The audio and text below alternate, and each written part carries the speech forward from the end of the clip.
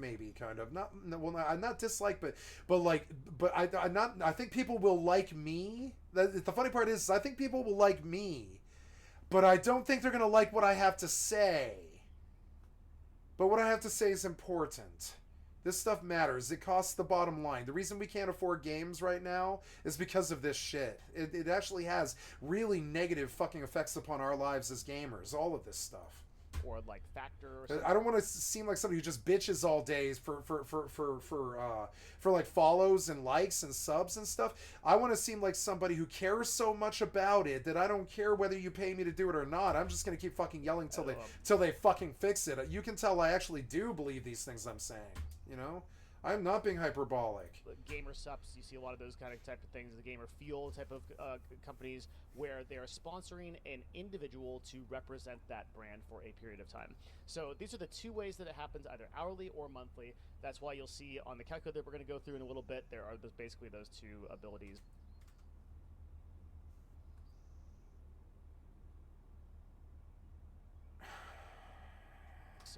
To go through, okay?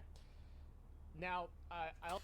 How about this? Okay, I'm gonna pitch some Kraz Mazov at you here.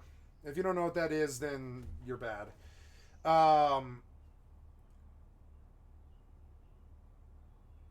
Why do we have 10 companies selling us 10 different gaming stores, such as Steam, Epic, EA, Xbox Game Pass, PSN. You see how it starts to actually add up? It is 10. Like, anyways, I'm going to stop there. You get my gist, right? So why do we have 10 different entities selling us the same thing in America? For instance, we have Walmart selling us the same groceries, Safeway selling us the same groceries, Kroger's. Now, a good, healthy competition is extremely good for the market. That's just Keynesian fucking, economics and stuff. But, I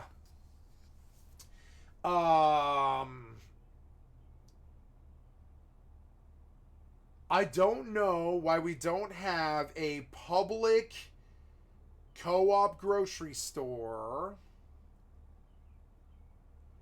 that is interested in keeping the prices the lowest it could possibly be for the consumer, because it is government mandated to keeping prices low to both groceries, rent, water, shelter, food, all the things that humans need to survive.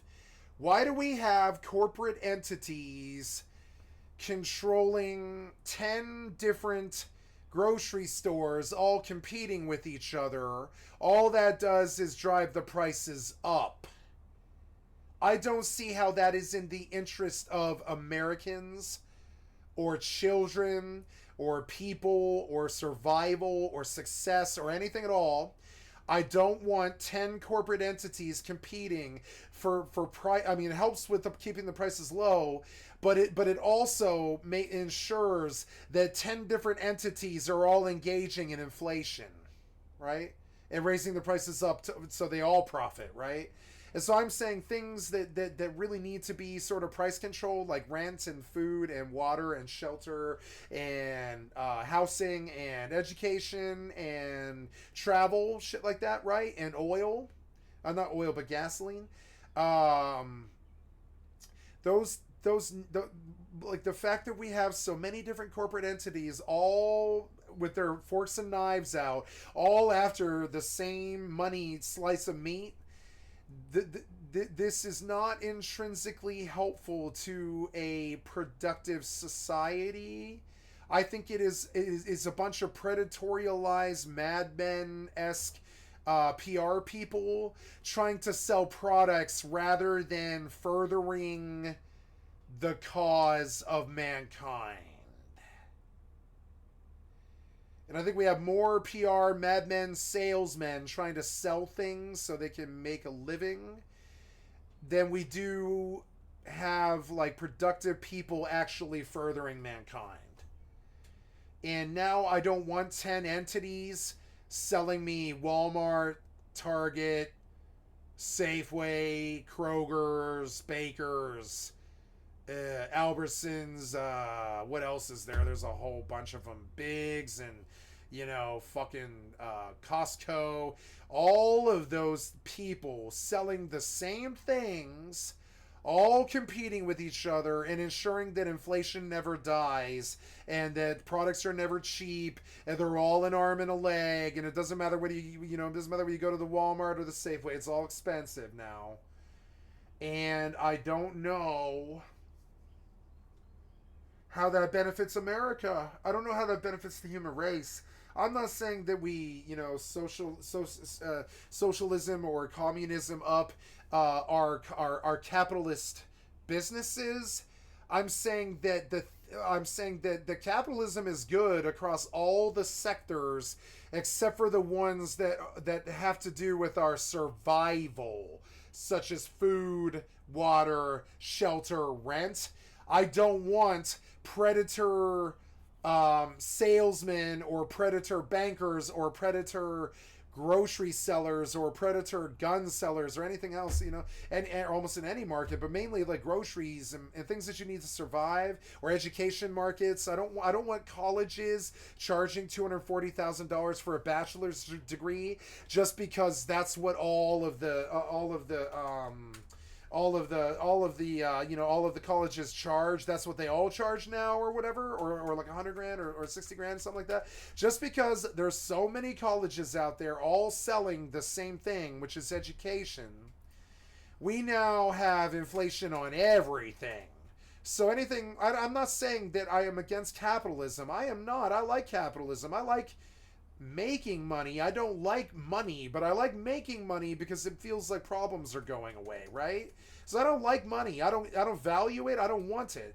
But I like making it in the games anyways because it feels like it makes problems go away, That's all the use of the money is to me. So I don't see how a system of 10 different grocery stores all selling me Hot Pockets at competitive different prices is helpful. I would rather have a public, like a PBS grocery store that's interested in only selling Hot Pockets at the cheapest fucking price in America, 46 cents a pocket, because, or whatever, that's only interested in selling pork bellies for $1.90 or something, or whatever, or ground beef at $1.10.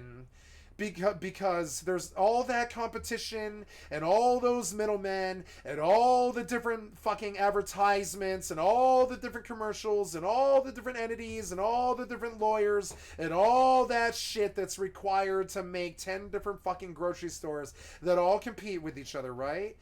I don't think that's helpful to grocery stores. Now, I think it's extremely helpful to video game console dealers.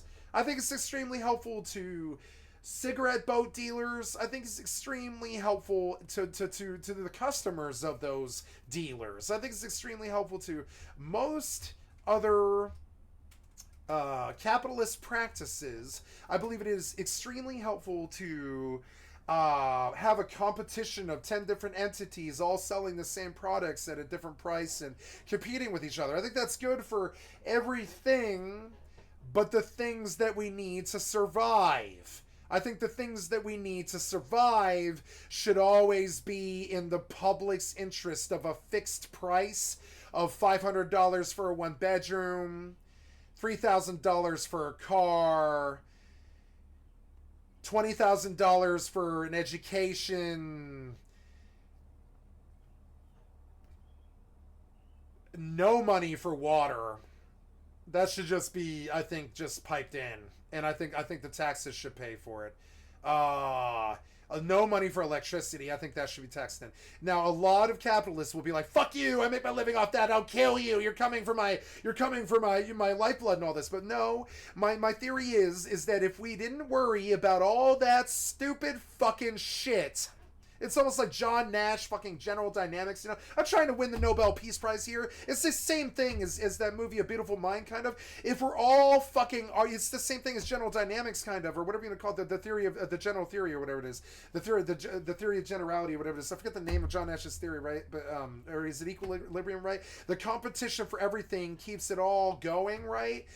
That makes sense, yeah, for almost all capitalist things. All luxury goods, all diamonds, all gold, all luxury. Anything that you would consider nice but not necessary, right? I think capitalism is super fucking good and I would die to protect it. But I wish the capitalism around gasoline, rent, survival, food, water, living... inflation, all that shit. I need that to fucking end. Your competition was not helpful in the rent sector. It killed us. Your competition was not helpful in the oil sector. It causes foreign wars. Your competition in the fucking in the education sector caused 1 in 5 Americans to be illiterate. Your fucking public education system that you shortchange so you can buy gold toilet seats in the gold palace, in the White Palace or whatever, or that do nothing Congress and all this, right? Like all that stuff, you know. So I'm not saying I'm anti-capitalist. I'm not socialist. I'm not communist. I'll sit there and I'll say that Dr. Dre should be able to make $1 billion off of the Beats headset.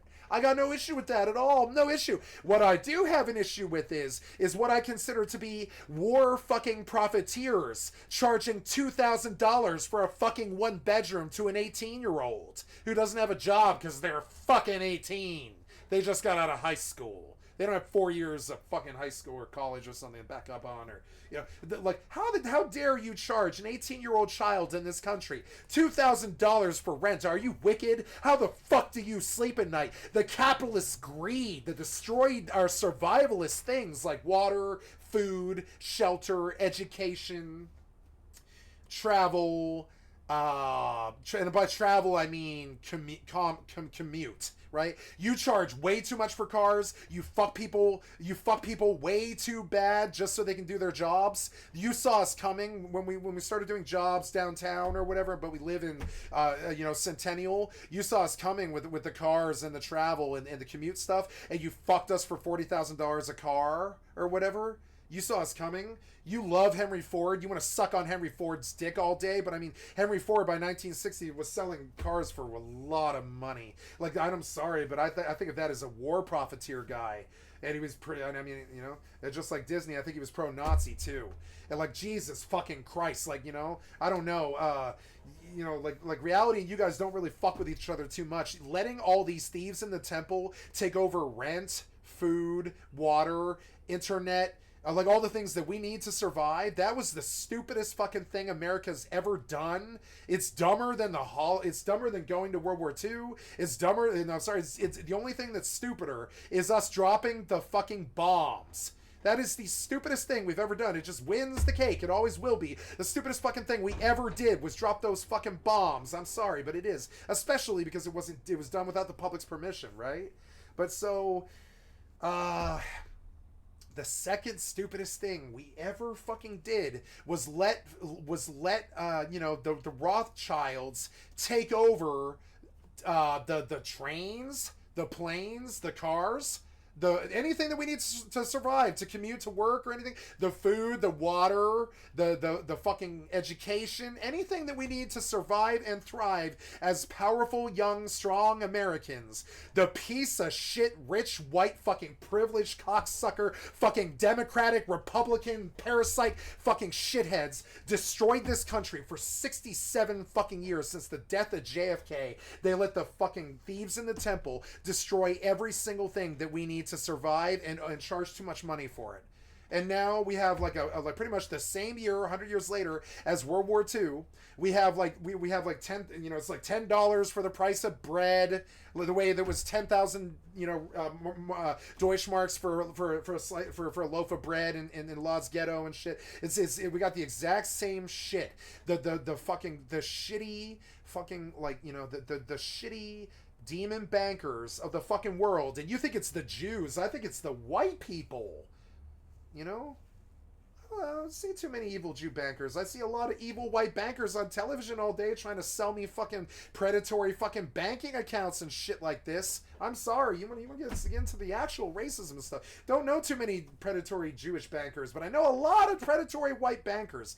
I dated a white banker once. She was wonderful. You know, like honestly, like, you know, like I don't know, but I do know white bankers, you know, a lot of them. And I'm sorry, so I don't know what to do about this situation. You chokeholding all the things that we need to survive. But I can tell you that capitalism doesn't need to die. I'm not pushing some fucking socialism or democratic socialism or something like that. I'm not. I'm saying that you, shithead rich people, have a chokehold on our fucking necks, and it's called the fucking inflation fucking slipknot that you've tied around all of the things that we need to survive, like gasoline, food, cars, water, etc. And I've said this on my stream so many fucking times. You want to solve it? You want to solve all the world's fucking problems? Stop charging $2,000 for a one bedroom. Stop charging $1 for a gallon of water. Stop charging fucking, you know, $5 for a gallon of gas. Stop doing that stupid shit. You're killing us with that. How the fuck are we supposed to be this powerful, young, building, you know, country when we're this young teenage country? You know, we've only been around for like 300 years or something like that. We're very young, right? And we need milk and vitamins and food and grass and, you know, and shelter and meat and vegetables and light and water and oil. That's what every single American needs. But nah, when they go to the gas station, some rich white shithead Democrat Republicrat is charging you $4.19 for a gallon of fucking gas. You go to buy a sandwich, it's $7. You go to buy a fucking soda, it's $4.50. You go to buy a fucking, you know, go to buy rent, it's $2,000. You go to buy a car, it's $40,000. You want a college education, good luck with that. Better go rob a goddamn bank and live in debt for 30 years. You have a credit rating, you must be a trust fund kid. If you have a credit rating in 2024 that's positive, you must be a trust fund kid, right? And this is because all the rich, greedy, white shithead dinosaurs of the Republicrat fucking, you know, parasitic parties have taken over the lobby and taken over everything that controls everything that you know, that has to do with our survival, like food and water, the Big Ten, you know, food, water, shelter, meat, and vegetables, and education, and power, and water, right? All the shelter and transportation, right? They let all the greedy shitheads take that over. I don't call for the death of capitalism or some kind of pro-fucking, you know, fascist kind of, you know, socialist or you know, communist fucking like solution of just shut down all the companies and stuff. I'm saying shut down the 50 or so Fortune 500 that chokehold the things that we need to live on the daily, like rent, food, water, shelter, bullets, education, you know, shit like that we need to survive, you know? Shit that we need to survive. You've chokeholded it with your fucking white middlemen for 100 fucking years, and you killed the fucking country. You killed the fucking human race. And until you get your boot off that capitalist, you get your capitalist boot off the fucking neck of the survival stuff that we need to survive the daily, like shelter and shit like that. Look at the housing and urban. Look at what the Republicans did they put Ben Carson in charge of the fucking house, the HUD, the housing and urban development thing. And I'm sorry, but what the fuck does Ben Carson know about housing and urban fucking development? You know, that thing we need to survive? Shelter? What the fuck does Ben Carson know about? That, to me, is a traitorism worthy of the noose. Anybody who pushed that idea, that's like a traitorism worthy of the noose. Putting a non-person who hasn't worked in HUD for 50 fucking years in control of HUD. That is an example of the Republicrats trying to kill this country and kill this world by chokeholding the things that we need to survive. It is called war profiteering, or whatever you want to call it. It's, you know, deprivation. It's the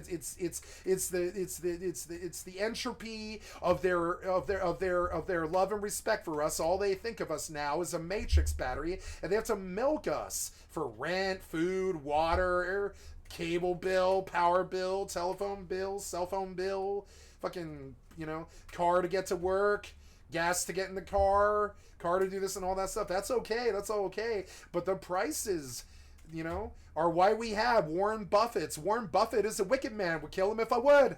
You know, well, Warren Buffett is a wicked man. Would kill him if I could. If you have stockpiled $3 billion while these people starve in the fucking streets in your own country, what is the difference between you and Satan?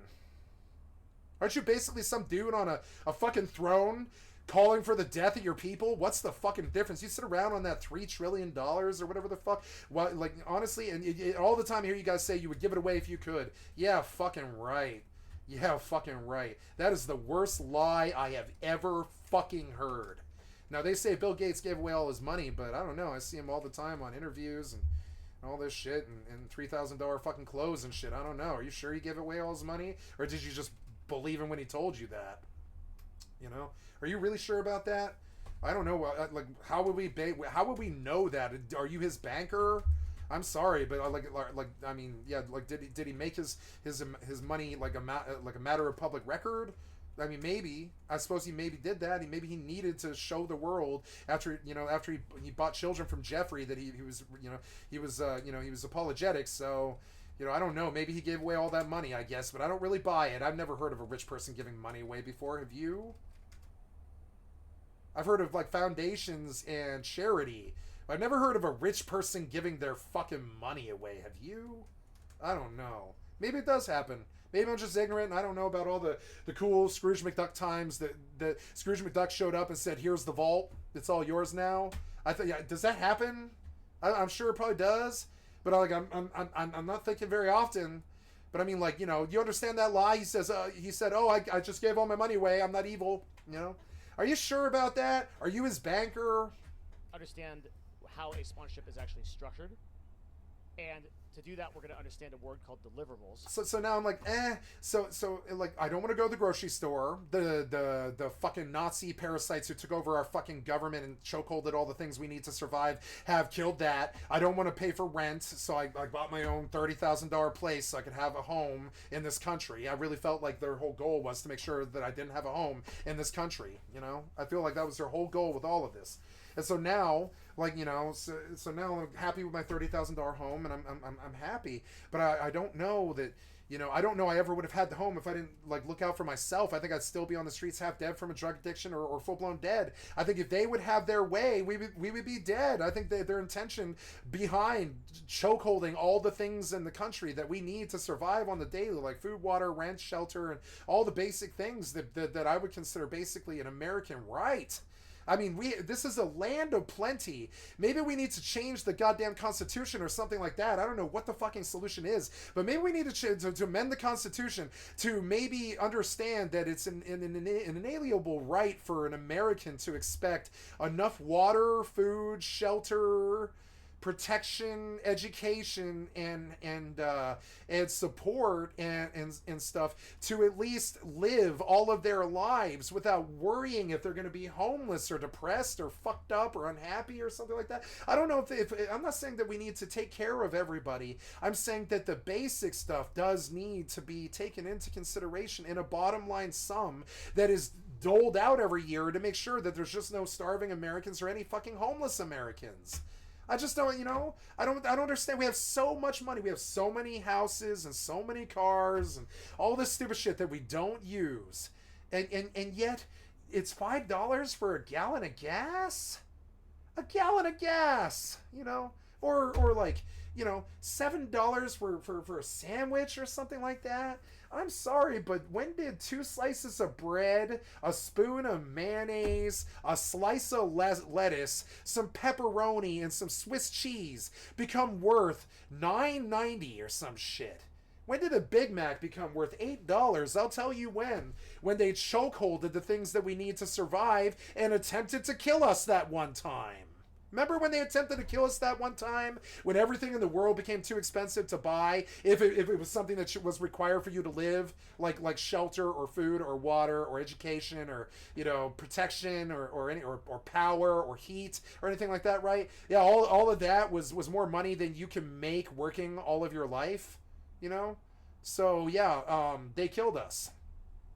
Try and tell me that the Democrats and the Republicans did not fucking make attempts on every American's life by making every single thing in this country when it comes to, like, education, food, water, anything that you need to survive, They killed us by raising the prices of those things so high that it is like $125 every time we go to the fucking grocery store. When I was a kid, going to the grocery store was like $32 for the month, something, maybe 50, 60, you know?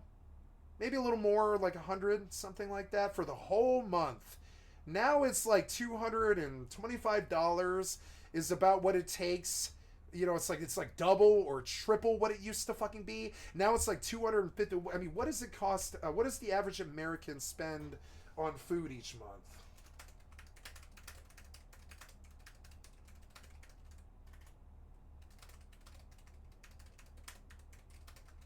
Right? It comes up. A lot of people are thinking about this, right? It is now this is the household, but if you split it up between, say, 2.3 people, which is usually like 2.3 kids is the cliche, right? If you split it up between 2.3 kids, $475 is, you know, $130 each or something like that, right? And yeah, it used to be like 40 to 80 to 120 for a single person. It's never been, you know, it's like, that is insane. That is like triple. I mean, okay, so if you are making $30,000 a year, 1/6 of your entire fucking income just goes to make sure that you can have enough energy to go to work. How will America ever thrive in that sort of situation? It's like I mean, how much is it for a baby bottle of formula? You know, how much is it? How much is it for diapers? You have chokeholded the things that we need to survive. That is the rich people trying to kill the lower and the middle class. I see no reason why we don't go kill them right now today. No, I don't push that. I don't want that. I'm just saying something that is true. I see no reason why we don't go kill them like they try to kill us. You know. Diapers are 30 cents per diaper. How many kids? Okay, so how many diapers does a kid use a month, right? Let's do the fucking math on this. How many diapers a month, right? Number of diapers, it depends on their age, but it's like 10 diapers per day. So, okay, this family has to shell out, goddamn, $3 a day? $3 a day times 30 is that is insane. That is, $3 a day times 7 is $21 a month. That's what, 84? It's like 84. Yeah, it's like $84 a month to buy disposable diapers. That is $1,200 a year for, that's just the diapers. That is like 1/20th or 1/30th of the average American's income goes to diapers if they have kids. 1/20th of your income? They're fucking pieces of cloth. But you have to pay 1/20th of your yearly gross income to be able to afford them. This is proof. It's full-blown proof that the Republicans and the Democrats have actively been trying to fucking kill us for 73 fucking years. 73 fucking years. Every day, don't believe me, go on down there and try to buy some food at the grocery store. And you'll understand that they're trying to kill us. They're trying to kill us. I don't know how else to fucking put it. The price of living is so fucking high. They are trying to kill us. I don't know why we don't try to go kill them. Take that money and spend it on education, food, water, and mental health, and all the stuff that it should be spent on. But it seems like they want to spend it on mansions and 5 houses and 3 cars and, billion-dollar jet set lifestyles. I heard today on Philip DeFranco that they're after Taylor Swift for her fucking carbon footprint. Yeah, and I thought, yeah, hey, how many hundreds of thousands of dollars and hundreds of thousands of miles do you cover every year? How much damage does that do to the world, right? And then her fans are going after her. They're trying to paint her planes and shit like that over it. They're trying to like mad paint her planes and make her look bad over it. And it's like, it's not her fault that she's doing that. You demanded that she go do that. That's not her fault. But I'm just thinking, like, how much money is it so that Taylor Swift can jet set the fucking world all the time? Couldn't we just spend that money on education? I don't know why one person should have more than $10 million.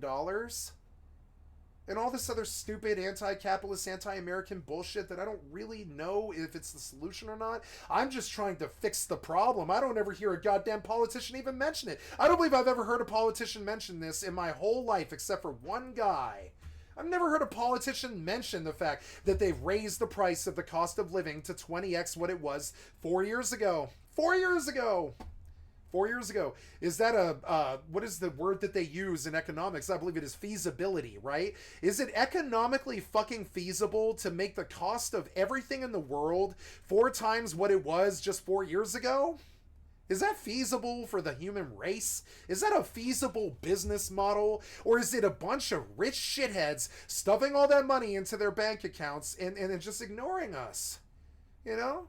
And yeah, I have a war against the rich now. I have a war against these rich taking over the video game scene and trying to rip me off for Elden Ring DLC. I have an issue with the rich taking over the rent. I have an issue with the rich taking over the fucking food. How much is Whole Foods right now for actual organic food that won't kill Americans? You know, did you know that the average white American bread is felony illegal in Europe? You know.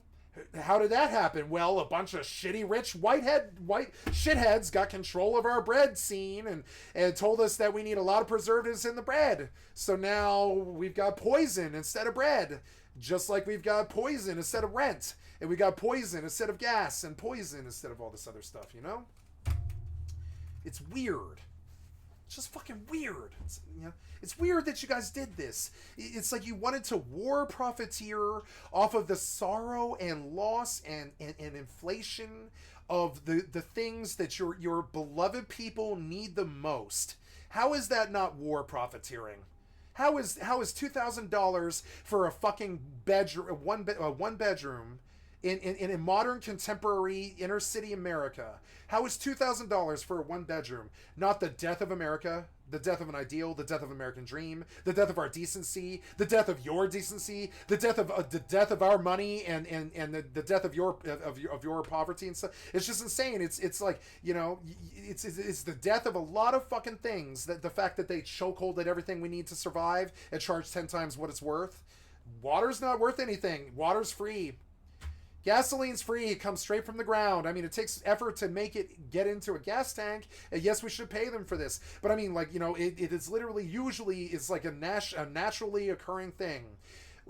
Electricity is not free, but the solar and the wind that creates it is, the water that creates it is, the food is not free, but the water and soil and the fucking shit to create it is. The land used to be free, now you charge, $500,000 an acre or whatever the fuck your shitty fucking kill America fucking plan is with your Republicrat fucking betrayal of everything that we stand for. And I won't call it anything fucking else. You killed us. I have watched, to quote Greg Geffen from fucking Bad Religion, I have watched my ancestors spend with careless abandon, assuming eternal supply.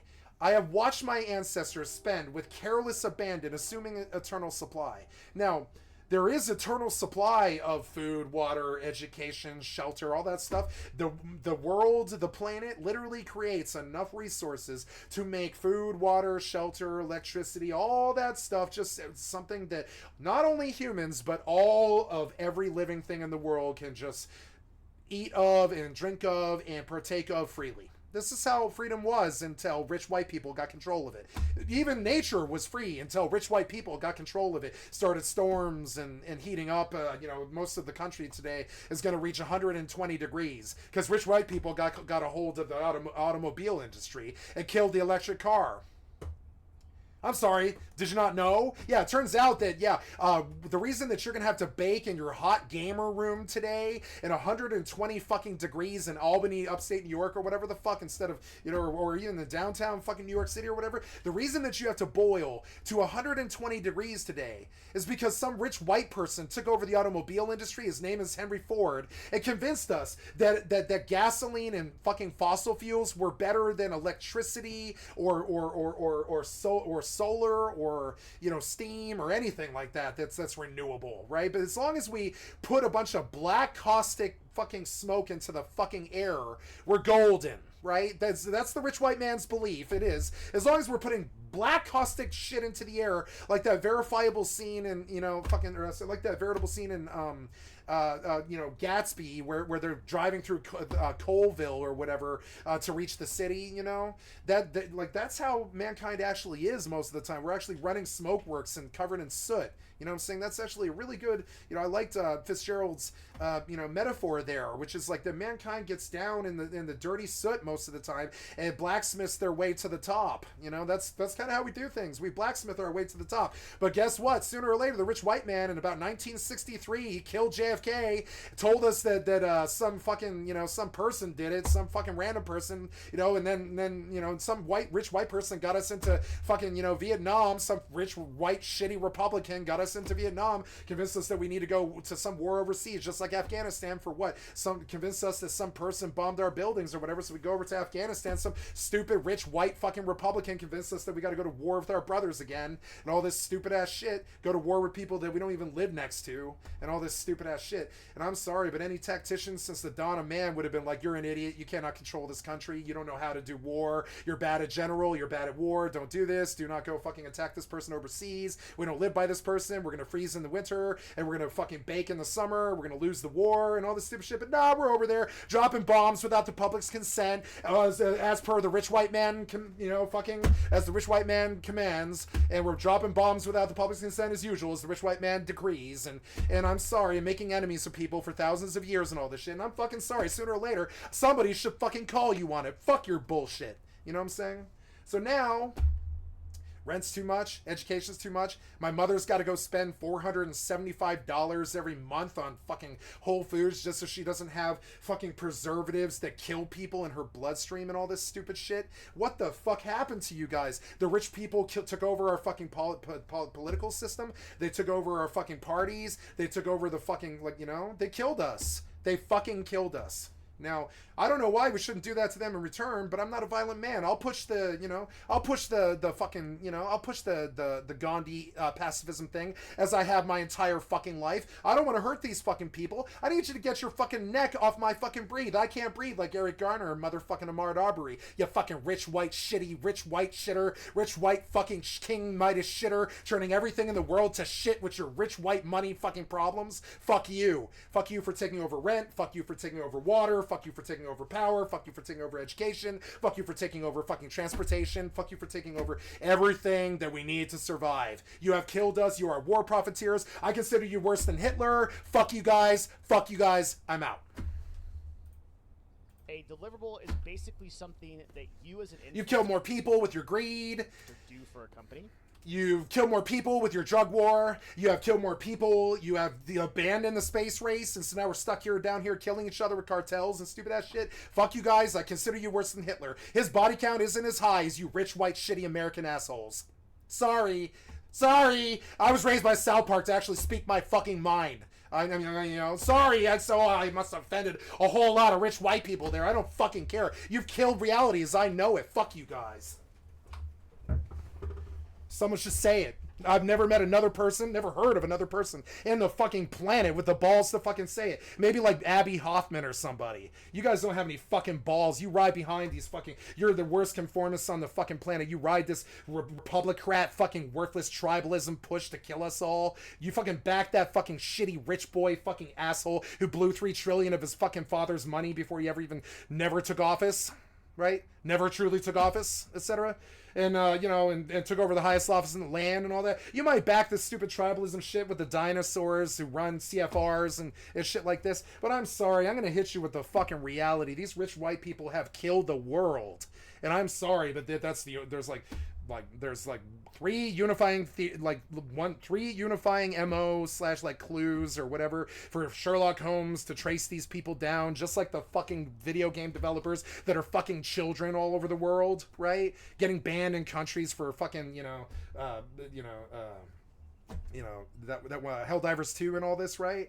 I'm sorry, I hate to be the breaker of bad news to you guys, but yeah, like most of the people that I know have given up on you like 5 or 6 years ago, and we're all just kind of waiting for you to fucking die of old fucking age, so your fucking shitty fucking boot heel on your fucking shitty fascist boot heel on our fucking necks can finally just eventually crumble to dust, and I can finally get up, because you've had it there all my fucking life. The rent's always been too much since I was 12. The food's always been too much since I was 12. The gasoline, the rent, the education, the fucking college systems, the transportation, the fucking all that stuff, all of it. All of it is entirely too much, because you're the only ones who stand to profit off the sales of those things. So of course their prices are extremely goddamn high. Higher than, you know, make my father roll in his fucking grave. The prices, you know, the prices are shitty and evil. They're almost as shameful as the goddamn Holocaust. It is the death of America. You have fucking financially fucked every last American to death who isn't in the fucking upper class. I'm sorry. And so, like, usually we storm the Bastille and kill you. So I offer you something else. Abdicate that fucking throne. Put some public people in front of rent and food and water and all that. And you can just keep on being capitalist and keep on being Warren Buffett, and I don't kill you or whatever. But I want to kind of kill you. I think killing you is the only thing that's going to solve this. I think until the greedy head vampire of the Republican Party dies, I think they're just going to keep making fucking financial vampires that kill the world. Like demon bankers and shit like this. I'm sorry, it's like that to me. It's like that to me in the end times. I don't do this stuff to be hyperbolic. I'm saying that I don't think anybody in the world knows. I think I'm the only person in the fucking world that knows. I think my inner circle knows. You know, but I think there's about 5 people on the fucking planet, you know, that actually know any of this. You know, the rest of them are like, oh, that's just how it is. So Donald Trump says that's just how it is. To help advertise their product and service. Okay, so there are a bunch of your transgressions against the lower and the middle class have made me want to kill you. Now I won't do that, you know. I'd be okay with nothing happening at all. I don't want anything to happen at all.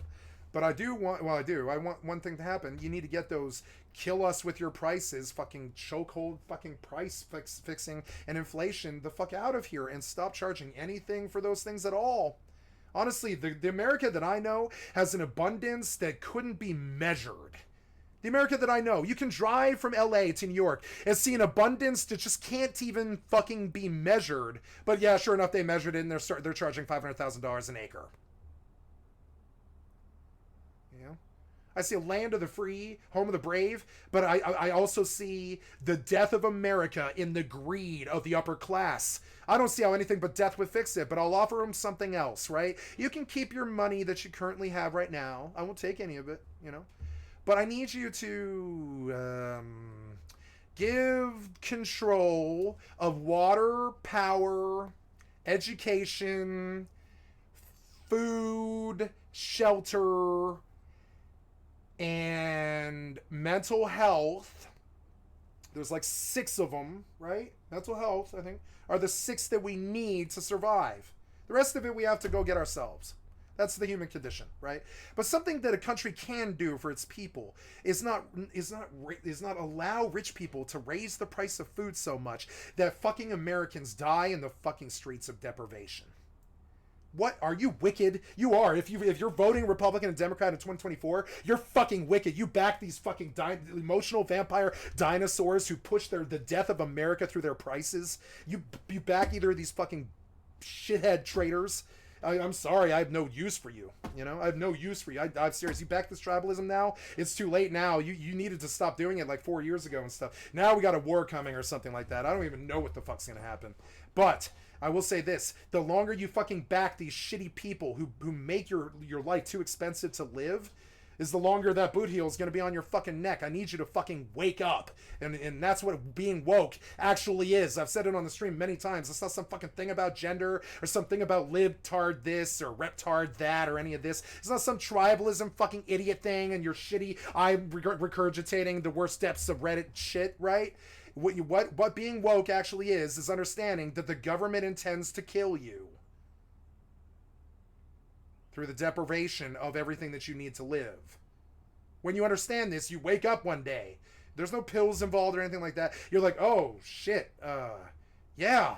Everything is so expensive that it's more than I can make in a year. And that's how you know. They're fixing to spread those cheeks and fuck you to death. You know? And so now, what do? I don't know. We can't kill them. We can't take their money. We can't. I mean, that's un-American. We can't hurt them. That's un-American. It wouldn't be smart to start a fucking fight with them. They've got all the guns, bombs, and money. You know, they could just drop a, for instance, they could just drop a hydrogen bomb on Denver and kill everybody I ever knew. You know, if they don't like me, they could just drop a hydrogen bomb on Denver and kill everybody I ever knew. I think about that all the time. I'm like, what if they really didn't like me and decided to do something really nasty to me and killed everybody I ever met? You know? I think they could do that. I think they're that evil. I think they plan to do stuff like that. I think that's what they did with Hiroshima. You know, I think that's what one Japanese citizen woke up to in Hiroshima that day. Is I think all the world governments decided to kill all of us. That's probably what he thought when he saw the bomb drop. Is oh shit, all the world governments decided to kill us. You know. I mean, I don't really see a difference between that and what could happen here. What's to prevent them from some other world government from doing that to Denver, or what's to prevent that from the American government to doing that to Denver to harm me or kill me? You know. So I don't know. I don't know, but I do know that, like, you know, the longer that you chokehold our prices with money. With pricing, you know, chokehold are survivable things like shelter and food and water are survivables. I don't know what to call it. You know, are things we need to survive. The longer you chokehold it with inflation and terrible pricing and all this stuff and your greed, and I think you want to sell this lie that it's your supply chain or that it's some kind of like the sheer amount of people we have now is causing you to act this way. But no, I think you've got $3 trillion sitting up in your fucking bank account like Warren Buffett, and I think you're a fucking liar, and I think you intend to kill us. So if you don't want it, you know, if you don't want, like, now I can't control the rest of the world. The rest of the world is bloodthirsty. They want your death. I think most of the world wants the death of the upper class now. They're just too nice to say it. I'm not a nice person. Never have been. Oh, I have been, actually. Until they got a hold of me. Until they try to pursue me for throw me in jail for 10 years on a nonviolent drug offense and trespassing and all this shit. And you know, broke my shoulder over shoplifting and stuff like that. Or, you know, chase me for, you know, through the streets and at 150 miles an hour and all this shit. Until they actively waged war against me, I was a nice person. Now I'm not, you know. Now I'm not. I don't care what happens to them, etc. I think they don't care what happens to us, so, you know, it's only fair, you know. So I look at what's happening to London. I look at what's happening to, you know, Brisbane. I look at what's happening to fucking, you know, Singapore and Hong Kong and fucking Moscow and fucking, you know, shout out to my homie Pronic in fucking Ukraine. Shout out to my other Russian friend. I can't remember his name. I think he's on my friends list. I think it's Elfrida Edison, something like that. Shout out to my other Russian friend and stuff. Shout out to my Chinese friend Pap. Shout out to my friend my Japanese friend Kaiser. Shout out to my friend, you know, like all these other global like fucking people. Shout out to my friend Smithy from Britain. Shout out to Lou from France. And shout out to Patrick in Canada and all this stuff. I know our world governments have killed us by making the price of living too high, but I have no qualms. I have no quarrels. I have no quarrels with Israel. I've never been to Israel. I have no quarrels with Palestine. I've never been to Palestine. I have no quarrels with Russia. I've never been to Russia. I have no quarrels with China. I've never been to China, and I want it to stay that way. I think I don't think I belong there, and I don't think I want to be there, and I don't want to tell them what to do, and I don't want to scare them, and I don't want to fight them. I'm an isolationist. I think you guys are fucking stupid. I think you've let the Republicrats fucking Pied Piper you down that fucking idiot hallway to a fucking endless abyss. And I need you to stop now and come back. I need you to be progressive. I need you to be progressive about your fucking future and understand that these rich white people who have taken over the world and killed us and everything that we know and love, you know, I'm sorry, but, you know, you cannot, a dollar will not save your soul. You know, a dollar will not feed you. You need food to do that. A dollar will not, you know, it'll help while the systems are still in place where you can still buy something with a dollar. But no, in the end, we need water, we need food, we need shelter. You can't control the prices of it. That's war profiteering. You engaged in war against your own fucking people. You're fucking traitors. You should be gibbeted. You know what I'm saying? You're traitors. You engaged against war against your own fucking people all my life. I've never seen such fucking traitors march around like they're God's own children. Fuck you fucking shitty white, rich white fucking Republicrat traitors. I've never seen you. Look at Trump prancing around, eating his KFC and shit at 4 in the fucking morning, tweeting Kofefe about his Starbucks reality and all this rich white bullshit. And I'm sorry, I've never seen anybody fucking more base than shitty. I'm sorry. And so, like, yeah, you can go about brag. You think that should be a good thing. Like, bougie's good. I don't care what fucking, I like Nicki Minaj, but I don't care what Nicki Minaj told you about being bougie and shit. Bougie is this implication that you keep money in your bank account while other people starve. I don't know what the fuck you think it is. Maybe you think it's fashion and music or fucking, some look or pop singing or fucking being popular or something like that. But no. Being bougie is the deprivation of the lower and the middle class. Don't believe me, go and look at the dictionary definition.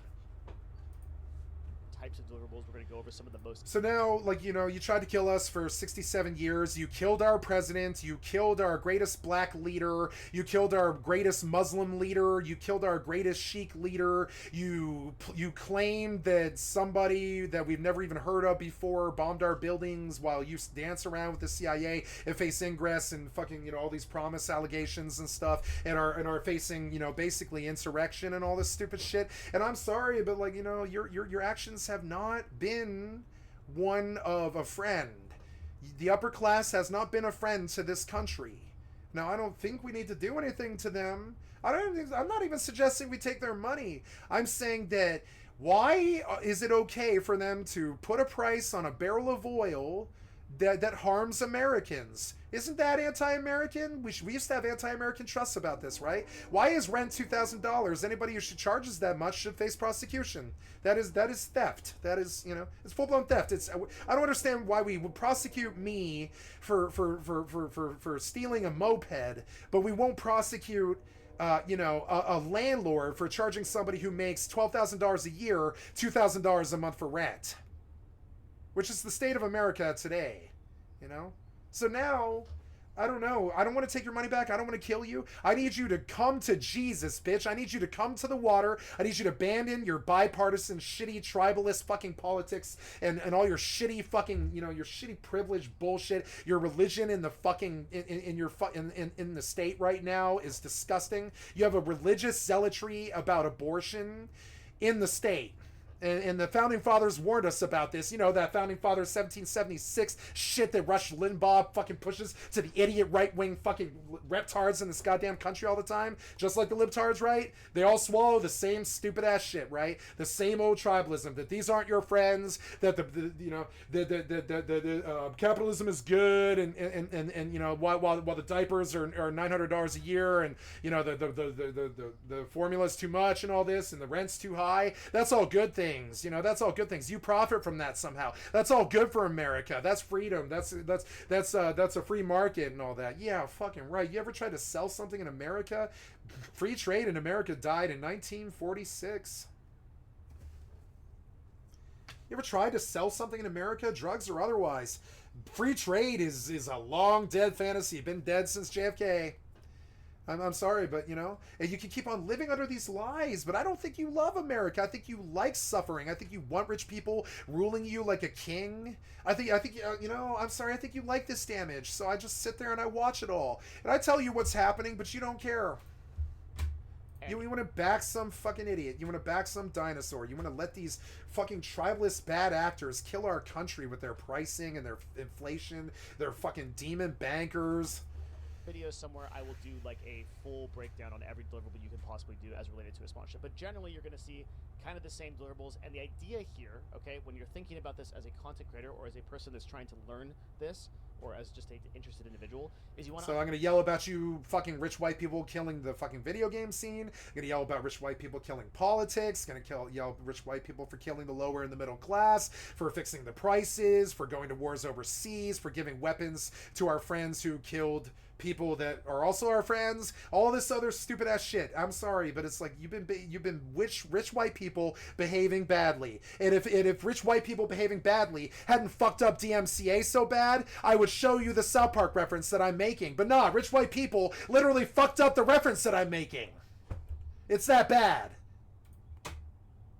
Literally can't tell you. I can't show you the reference that I'm fucking making, which is rich white people behaving badly. That's a South Park fucking skit, right? I can't show you the fucking skit because rich white people behaved badly and choked us all with DMCA.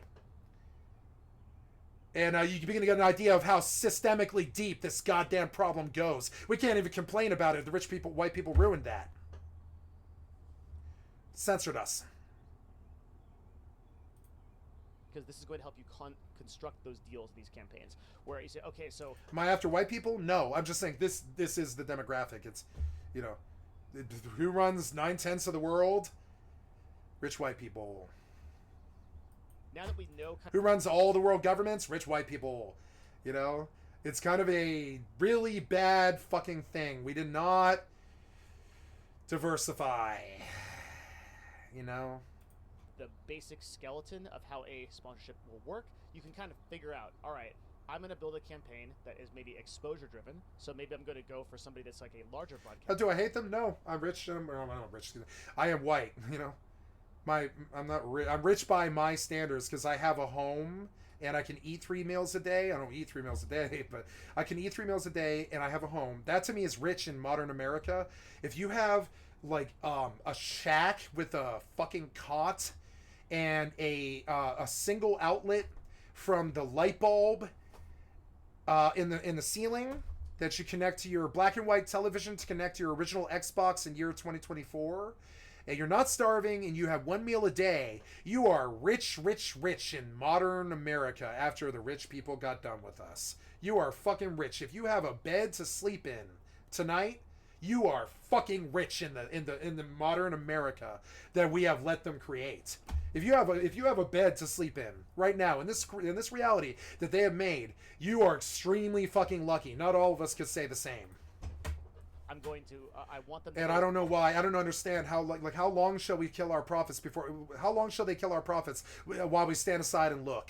Much exposure as possible. So I'm going to bring my game out into the world. This guy has like 10,000 viewers, or this girl has like 15,000 viewers. You know, I do biblical because I realize that the only people liable to pay attention to me is rich white people, right?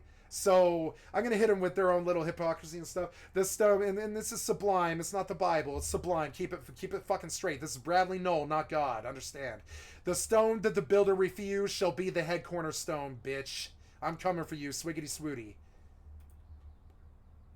I don't want your fucking money, and that's your worst nightmare. I don't want your money. I want your decency. I need you to be decent to your fucking fellow man. Your greed killed America, and you love America more than me. What the fuck's wrong with you? You're the worst piece of shit. Wicked both parties are the worst piece of shit dead-ass motherfuckers who couldn't give 2 shits if we live or die. I watched 7 million Americans go out on the street on December 23rd, 2015. Fucking John Boehner. Fuck him in his stupid traitor fucking ass. He put 7 million Americans and their children out on the streets on December 23rd, 2015, right in front of C-SPAN and all that shit. That to me was like the first death knell of America. Here we are 9 years later, and you just aren't stopping. You're fucking us to death, and you're charging $6 for a gallon of gas and $5 for a loaf of bread, and yeah, you're not stopping, so I'm not going to stop either. I'm going to keep calling you rich, genocidal fucking maniacs who are out to kill us and raise the rent to the point where nobody can afford a home anymore, and we're all just kind of homeless in the streets, and then you just all start shoving us into concentration camps, and we have World War III or World War II or whichever one it is, you know. I think it's World War 17 actually. But yeah, here are the following deliverables I'm going to. I think we've been doing. I think, and you know what I believe? I fundamentally believe this because I've seen the proof. Every 120 years or so, some world power tries to sack Moscow, fails and freezes to death. Right? Sound familiar? Every 120 years, some idiot tries to sack Moscow, fails and freezes to death. Moscow goes to war with the entire fucking world. Moscow's got friends, so then friends get with friends, and friends fight each other, and that's how we got World War One. That's how we got World War II. That's how we're going to get World War III. That's how we, and honestly, this is World War 17. And that's how we got, and I mean, we're in World War 17 right now, but that's how we got World War I way back around the death of Christ or whatever, right? Or, sorry, yeah, the death of Christ, right? Right about then was when the World War started. You know, every 120 years or so, some idiot, fucking shitty, rich white person tries to, decides that they don't like some other person who isn't rich and white, and tries to go over and try to sack their fucking main city. This is, and usually it's Moscow or Afghanistan, one of the two, or Hong Kong, one of those three, right? Usually it's one of those three. Sound familiar? Happens every 120 years since the death of goddamn Christ. And the only reason that we know about the three that we know about is that, you know, yeah, about 300 years ago, we burnt, and you know, about 300, 400 years ago, we had another world war where somebody tried to sack Russia, and we don't know anything about it because the whole world consumes in flame, and all the world's men die, and all the rich white people profit. What goes around comes around. The white man, rich white man, thinks that God is white. I can't think of a worse affront to pretty much all of humanity. Fuck your fucking shitty racist religious bullshit. Fuck your fucking weird fucking shit around abortion. Fuck your stupid religious fucking bullshit. I'll believe in God when I'm in love, but I mean, you killed that. You killed that when you fucking tried to fucking chase me across the land with security guards and shit and all that for no reason. Yeah, I mean, you kill everything in my life. I'm surprised I'm able to eat. I mean, you guys kill everything I know, you know? But pretty much you raise the prices till I can't afford it anymore. You kill everything that we know. I don't know. I mean... Now I'm very surprised that I can live off of $9,000 a year. You know, I'm very surprised that I'm able to do it. And every day that goes by, I think I'm coming to understand more and more that they've understood now that they've got to take that even, you know, and they've got to pretty much make sure that everything's so expensive and that only they are profiting off of it. That eventually there will only be rich people left. You understand? They wish to kill us. Like, you're an agent now. Congratulations. Like, you can outcompete me. All right, here we go. I trust, Crip Mac up there in, let's say I had $10,000 cash in my pocket, and I was up there in South Central, and Crip Mac walks up to me, and I say, "What up, homie? How you doing?" And he's been like, what up, what up? And he's going to know right away that I'm not one of the rich white shitheads. I'm just not. I don't have that racism deep down in my heart like most of all of the white race. I hate to say it, but, no, it's not all the white races like that. I'm kidding. But it is deep down. It's a deeply seated thing, that rich white empowerment. You'd be surprised how fast it comes back up the minute that they face poverty, right? And so, so I trust Crip Mac in the South Central hood while I have $10,000 cash in my pocket more than I do Joe Biden. And this is not because of Joe Biden. This is because of what the rich have done to the lower and the middle class for the last 77 years. They killed every leader we had. They killed every lead singer we had. They enslaved every person we ever loved with drugs and serfdom. They killed our country. They dropped bombs without our permission that set us back in race relations thousands of years. They told us lies about 9/11. They fucking Watergated in 9/11 and COVIDed up the place. They kibitzed the elections. They lie to each other and cheat and steal, and they sell to the lobby instead of the public. They raise the prices till we can't afford a price of bread anymore. It's our rich people. Don't we love them? They control everything and everyone. Isn't it fun? Oh, why shouldn't we kill them? But see, I don't want to kill them. I want them to give up that wickedness themselves. Renounce and be forgiven. Vote for a salary cap at $10 million and take the excess to pay for the fucking problems of the fucking world. You guys want to watch another video about how London's dying? Guys, did you guys know that London's dying? Yeah, the rich white people killed it. I wouldn't say it if it wasn't true. You know, I'm right here on camera. You can cancel me for saying something that isn't true. Go right ahead. But no, the rich white people killed London. Did you guys know? Yeah. Oh, wow. The rich white people killed America. Did you know? I didn't know. Yeah, London's dying. Yeah, London's dead now. The rich white people stole all the money in the country and just kept buying children and, you know, Maseratis and fucking cocaine and NDA NDA clauses and all this to P Diddy and, you know, P Diddler and fucking Andrew Tate and fucking Jeffrey and all this, right? You know, all the Republican and Democrat leaders.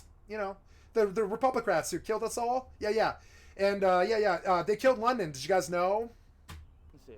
So it's going to be interesting seeing what the state of retail is. Yeah, they killed Denver. Did you guys know? Go look at Daniel Larson if you don't know.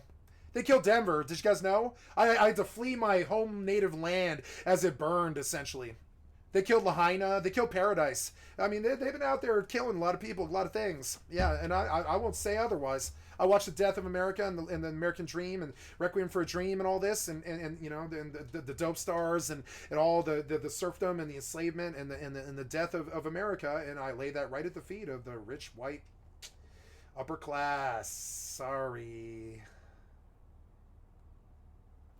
You're gonna say, oh, you don't work, you're poor, you don't ever do anything around this, right? No, I worked all my life. You want to see the paycheck stubs?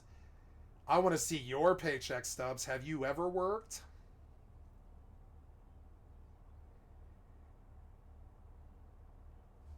Has Donald Trump ever worked? I guess you could say The Apprentice was work. Television acting is work. But did Donald Trump ever lift a finger in his whole life until he was on the set of The Apprentice? Nuclear strike imminent. I suspect that the man's never actually served himself, much less any other American. I suspect Joe Biden is the same. Here, so I'm currently in Acton. All these areas around London, I kind of expect to find. They're all living that fucking, Warren Buffett reality. I'm supposed to look up to Warren Buffett as he buys McDonald's and the people die in the streets in the parking lot. Nope. Boarded up shops, and I'm sure I will. Shut the fuck up, Richard. Stop trying to kill us. Will come across stuff just like any other area, really. But I'm going to go into. I'll use the hard R on a word I actually like. Fuck you, Richard. Stop trying to kill us. How many cancer meds did you hike last year? What kind of tax hike? Tax refund. I was going to say tax hike, but no. How much of a tax refund did Amazon get from the United States government this year, Mr. Trillionaire? Central London. I'm going to go to the very heart of it all. Covent Garden, Soho, those areas, the famous shopping streets, because I've heard there's a lot of boarded up stuff. So the brief time that I lived in London, I actually worked in Soho. That was 2015 to 2016. So I'm going to retrace the steps that I used to take to work, because there wasn't any boarded up shops back then. So we'll see what we could. I'll scream about you fucking up the video game industry. I'll scream about you fucking up America. I'll scream about you fucking up the prices to we're all starving and fucking wasted out. I'll scream about you fucking up this world and killing everything that I know and love. I've never in my life shut the fuck up about this. I'm not going to shut the fuck up about it now. You've been killing and raping everything that I know and love for as long as I've known and existed, and pretty much the history before that too. You've been fucking us for so fucking long in the name of what? Like power or whatever the fuck? Like some power over the people? And I'm sorry, the power dynamic in humanity needs to change. I think the upper class needs to be the lower class now. If you're upper class, you have no rights anymore. How about you go to jail if you're driving Dewey and shit like that? How about you, how about you face all the shit that how about you, every time that you smoke a joint, you can go to jail like John Sinclair for 37 fucking years. But only if you're rich. Right? That's what you did to us for 70 years. You were like, oh, go to jail. You smoked a joint. I'm rich and I don't do drugs. So you go to jail now. Go to jail now, hippie, or whatever fucking piece of shit tribalist fucking shit you were up to with the drug war or whatever, right? And we can talk about the drug war now maybe a little bit. We can go through all the little topics where the rich white people killed us. Thanks for that drug war, by the way. Remember all those television cop shows you did about the drug war and all that stupid ass shit that doesn't actually apply to reality? Remember the billions of dollars that white Americans spend on cocaine every year? Today. Cocaine is a really bad fucking drug. I know all the streamers are like trying to make it look cool again, but cocaine is a particularly fucking dumb drug. Particularly because rich white people spend a lot of fucking money on it that they shouldn't. Not particularly because, cocaine it's actually doesn't really matter. Like your use of it doesn't really matter unless you abuse it. It's actually more that the people that you are supporting when you pay it, the rich white people who destroyed the world, the FBI's and the CIA's, the triple letters of the world. Do you think it's the fucking cartel? Have you ever actually seen a cartel dealer in your white privileged American life? I have. I've actually worked with them. Have you ever actually seen a cartel dealer or even a drug dealer, really, besides the ones that you have patronized? Have you ever, I think you probably do see them in the inner cities and stuff on the corners. But I'm talking about like a cartel drug runner. You ever actually seen one? No. You ever seen a rich white person driving around on cocaine and ecstasy and alcohol in Connecticut or whatever the fuck, right? Yes. You have seen that a lot. Have you ever actually met a drug dealer? No, probably not. Not unless you were buying drugs from somebody or you saw them in the inner cities standing on a corner clocking, something like that, right? Have you ever actually met a real drug supplier, right? I would guess to say no, probably not, right?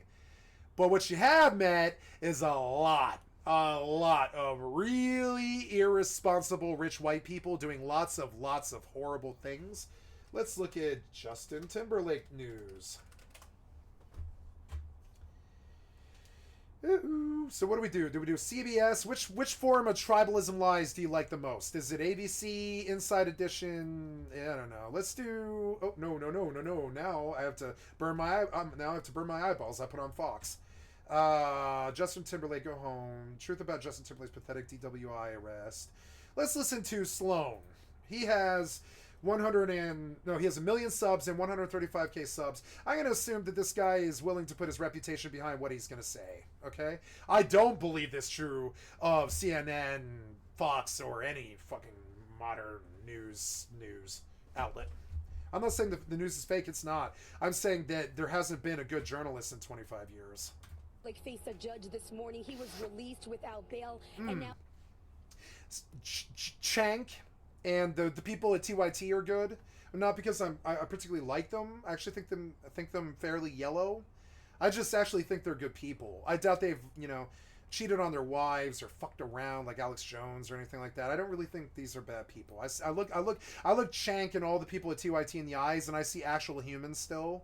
That is something I cannot say of anybody else in the fucking entire rich white privileged media.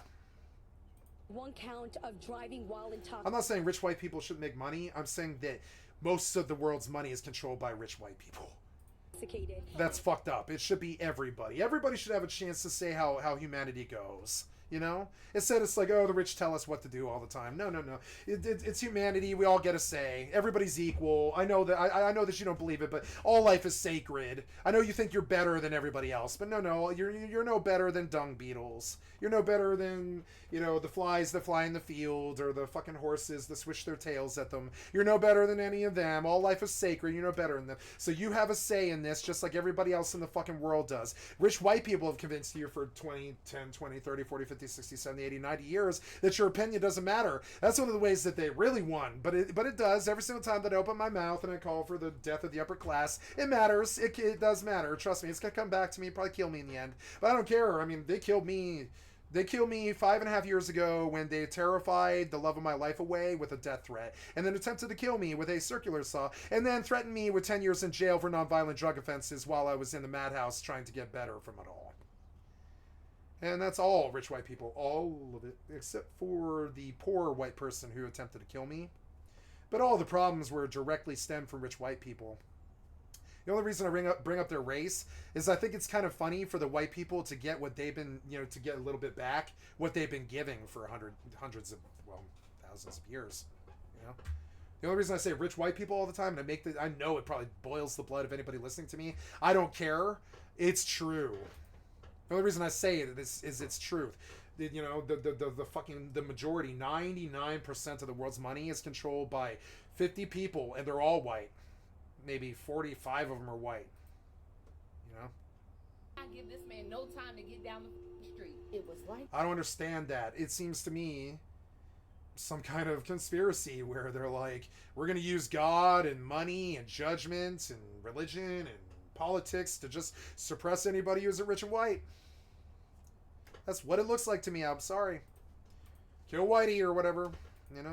I don't mean that. It's a joke by, I didn't say that, by the way. I did not say that, and I don't mean it. It's a joke. It's a reference. It's a fucking comedy reference to a very famous movie called Tommy Boy, All those things. It's been a challenging. Oh my God. Put on a shirt.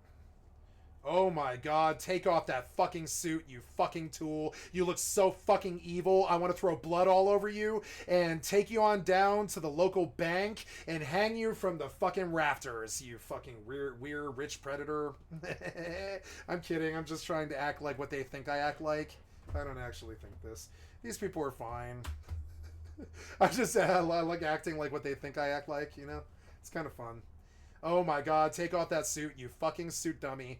I think these things. I do think these things. I'm sorry. Take off the fucking suit dummy. You look like a really good, successful young man. Till you put on the fucking suit and threw away everything that you stand for, you fucking tool. What? Justin Timberlake needs to straighten up his act. He's put his... Justin Timberlake is like the biggest pussy in the land. What the fuck are you talking about? Has he ever done anything bad beyond this? World tour at risk after I mean, I'm sure he did some drugs or whatever your fucking weird fascist pro-white pro-drug war bullshit about fucking drug judgment is or whatever. You think he's evil because he does drugs. I think you're evil because you cast judgment like fucking Satan, you know, or whatever, you know? Like, I'm sorry, I think you're the, you know, judge not lest ye be judged or whatever. Every fucking cliche out there warns you about this sort of judgment. You think he's bad because he does drugs or whatever? I think you're bad because you push that anti-drug war fascism. I think you're far more fucking evil than him for doing drugs, for being against it. You know what I'm saying? Your fucking fascism. I know that nobody ever nobody ever actually speaks their fucking mind. I'll speak my mind about it. Your shit about drugs and your judgment about him, you're the problem. Just straight up say it. Your judgment's the fucking problem. It's anti-God. It's anti-Christian. It's anti-American. Your judgment of his drug use is so fucking evil. I put you right up there with goddamn Satan. Fuck you. But this is a big deal. Remember all those biblical lessons or whatever you think is good about judgment? Maybe you should actually pay attention to them, huh? And shut the fuck up about drugs and stop fucking chasing people for drugs. You weird, shitty, godless fucking efforts.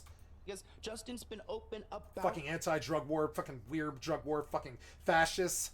His issues with addiction in the past. And these are major signs that he's back to using. So let's get into I fucking hope so. If he deals with people like you all day, I fucking hope he's on drugs. And that's what I said on the Philip DeFranco video too. I said, oh my God, I hope Justin Timberlake is on drugs right now. I pray, if there is a God, Justin Timberlake is high right now. If there is a God, Justin Timberlake is high right now. Please tell me somebody's getting Justin Timberlake high right now. You know? Please. After the day he's had, let that motherfucker get high. Your weird, shitty, rich, white fucking judgment and privilege and Christian fucking horse shit. I know that road for you for like 300 fucking years in this country, but I think the next 300,000 years are going to be a fucking surprise to you when your little fantasy that lasted 300 years fucking ends and all your little rich whiteisms fucking end. Your weird fucking judgments of people for drugs, your weird fucking judgments of people for their color of their skin or how much money they have. That shit was cool for 300 years, but I think for the next 300,000, you're going to see a different fucking reality. And I think it's going to be a nasty one for you. I think you got a nice little bubble in that dream where you got to take out all of the people's money in this country. But I think for the next 300,000 years, you're going to be a little bit different. A little bit different for you. If you aren't subscribed to the Let's Get Into It podcast, then okay, what's up to Let's Get Into It podcast? You want me to push another one here? Let's Get Into It podcast. You didn't do a link, so I'm not going to care. Sorry. The T for longer videos, deep dives, and of course, I like the hair. I like the eyes. I like the eyelashes. I don't like the asymmetrical mouth and the earrings. The hat's good. The collar is goddamn dumb. It's a female shirt. Learn how to dress. And I think you probably think that you dress better than me. You don't. You don't. You don't. You dress better than me because you have more money than me. But if I were to have the same money as you, you don't dress better than me. That collar is fucking atrocious. Get it the fuck out of here. Oh, God. Shave your fucking beard. Get the earrings out of your fucking ears. The hair and the hat are cool. The collar is whack. Get Into It podcast listed in the description below. People love to worry about... There, much better. Much better. See? Take the earrings out and you're fucking pure 110% James Charles fucking gorgeous or whatever the fuck you want to say in your community or whatever the fuck, right? But get rid of the douchebag earrings and the bad collars for women and you're totally cool. Look, you dress up great. Just don't like actually get a sense of fashion, you know? And what she's up to, but we get the earrings gone. They would drive my mother would literally probably come and try and snatch them off your ears. Get a clue. Really need to worry about her ex Justin Timberlake because he's not because she hates something or another like that. It's that they probably would aesthetically displease her so bad that she would be like, I really don't like your earrings, right to your face, you know. She wouldn't say it to your face. She would never be like that, but she would think it. in big trouble. He was actually Those fucking earrings are whack. arrested and held up in a jail because he was charged with a DWI. Now, I feel very strongly against driving and drinking. There are too many options nowadays. I mean, we've had taxis for a long time. We've got Ubers, you've got Lyft, you've got even Waymo, which it's like a robot who drives you. So there are plenty of reasons not to get behind the wheel after drinking. But Justin, Yeah, like you're rich and you can pay for a fucking chauffeur 365 days a year, and where the fuck was he, and how did he let you out of his sight? must have felt like he was untouchable because You know what this reminds me of is Ryan Dunn. You guys remember Ryan fucking Dunn? I believe JT was pulling a fucking Ryan Dunn. He was probably driving around Westchester at 150 miles an hour in a crappy SUV. Or Ryan Dunn was in a Lambo, I think, actually. But JT doesn't want to be spotted, so he's in a crappy SUV that he probably borrowed from his cousin or something like that, right? I don't blame him either. And like, but he probably was like blowing through this fucking town that's got 25-mile-per-hour fucking speed limits at like 100 miles per hour, drunk at like 4:30 in the morning in Rochester, New York, or something like that, right? Wherever this was. And I'm sorry, but that is so Ryan Dunn that you need to take the lesson. You were lucky you didn't end up like Ryan Dunn, you know? intoxicated while in the Hamptons. People magazine Hamptons. Do not drive around the Hamptons drunk. You're gonna get a $25,000 fucking, ticket. confirmed that The Justin Hamptons cops will fuck you for like $3,000. Do not drive around the Hamptons drunk. You're fucking dumb. will be charged You're fucking richer. Get a fucking, get a fucking chauffeur. What the fuck is wrong with these rich people? with 1 count of DWI and Okay, so let's guess what the drugs were in the bloodstream, right? I'm gonna guess methamphetamine, MDMA, alcohol, and barbiturates. 1 for running No cocaine. a stop sign and 1 for failure to keep in his lane. I could totally see Justin Timberlake being one of those celebrities. They're gonna end his career over running a stop sign drunk? I mean, I guess. I don't know. He was doing it at 4 in the morning when there's no cars out, but I mean, that's exclusionist behavior. Or sorry, that's an exclusionist statement.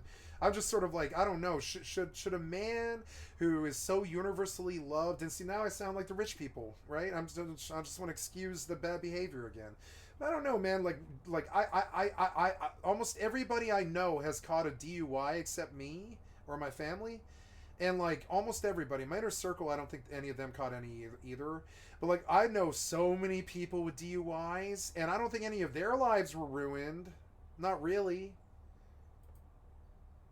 Their lives were ruined, but they weren't ruined forever. I think this is going to ruin his life forever, you know? If they know who he is. I don't know. Like, I think so many Americans get busted for DUI every year. Isn't it kind of fucking hypocritical a little bit to call for his blood? Because I think probably your dad caught a DUI in the last 30 years or something. This is one of those things. It's hard to judge. It's hard for me to judge them, you know? That's for a judge's job. It's not for the public. Way out of it, but this is the Hamptons. Okay, I remember when my friend Justin, my lead singer in my band's dad, when we were 15, I remember coming back with Justin one night, and there was his mom and his dad in the living room, and his father was crying, and his father was the strongest man I had ever met in my life, I think, short of my friend Jay's father. He was like the strongest man I'd ever met in my life, I think, Justin's father, he was. And we're all wondering what's happening, and Justin finds out, but he doesn't tell us, and we find out like 6 months later, when he asks Justin to drive him at the age of 16 down to the Safeway. And we're like, why do you need a ride? And he was like, oh, I caught a... Boys, you remember that night when you came home and I was crying and he had to fess up to us? It was so bad. It was such a South Park moment. It was a Randy moment. He cried that night, and then he cried in the car with us, but it was really uncomfortable. And you could tell he felt so much shame about it. He was like, you remember that night that I was crying when you guys came home? And I was like, yeah, I remember that. I was there with Justin and shit. And he was like, yeah, I caught a DUI because I had a glass of wine at dinner, and then I drove down to the Safeway, which, by the way, the Safeway was 5 blocks. It was 5 blocks, and he didn't want to walk it, so he drove. And he caught a fucking DUI for a glass of wine. A glass of wine. He blew breathalyzer on a glass of wine, and they busted him, right? And he wasn't allowed to drive for a year, and this was horrifically embarrassing for him. I felt for him a bit. I was like, it sucks that you chose to drink and drive, but it also sucks just as bad what it did to your life, I think, because nobody died. And I mean, people do die from drunk driving, and I think the Mothers Against Drunk Driving have a point about it, that it is really evil, and that they should, fucking slap the hand, and really fucking make an example out of drunk drivers and stuff. But it's pretty hypocritical to ruin someone's life over it, because how many Americans catch a DUI every year, It's hypocritical to ruin Justin Timberlake's career over a DUI. How many Americans get a DUI every year?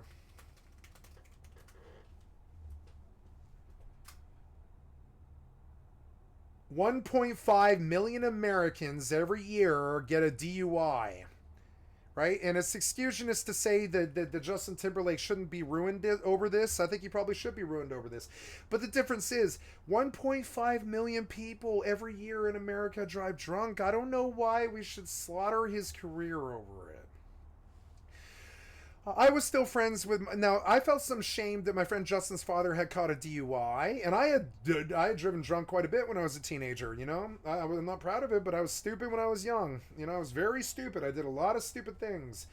And, but there was this point where I stopped. I didn't drive drunk again past the age of like 22 or something like that. I just stopped. I never did it again. I just stopped doing it. I called cabs and I just stopped doing it. I was like, it's just not worth it, And so, yeah, 1 in every 121 licensed drivers will catch a DUI. So I'm not saying that we excuse him for it, but I do say that 1.5 million Americans in America right now have a DUI in this country, a fresh one, from last year till now. And I don't know if Justin Timberlake's career should be destroyed over that, when there's so many people doing it.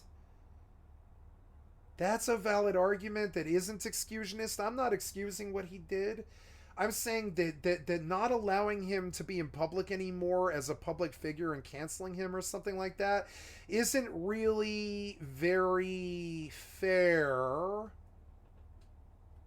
1.5 million people a year are arrested for driving, for drinking DUI, So we can have this attitude of torch and burn the person who got caught for it, and we can witch hunt.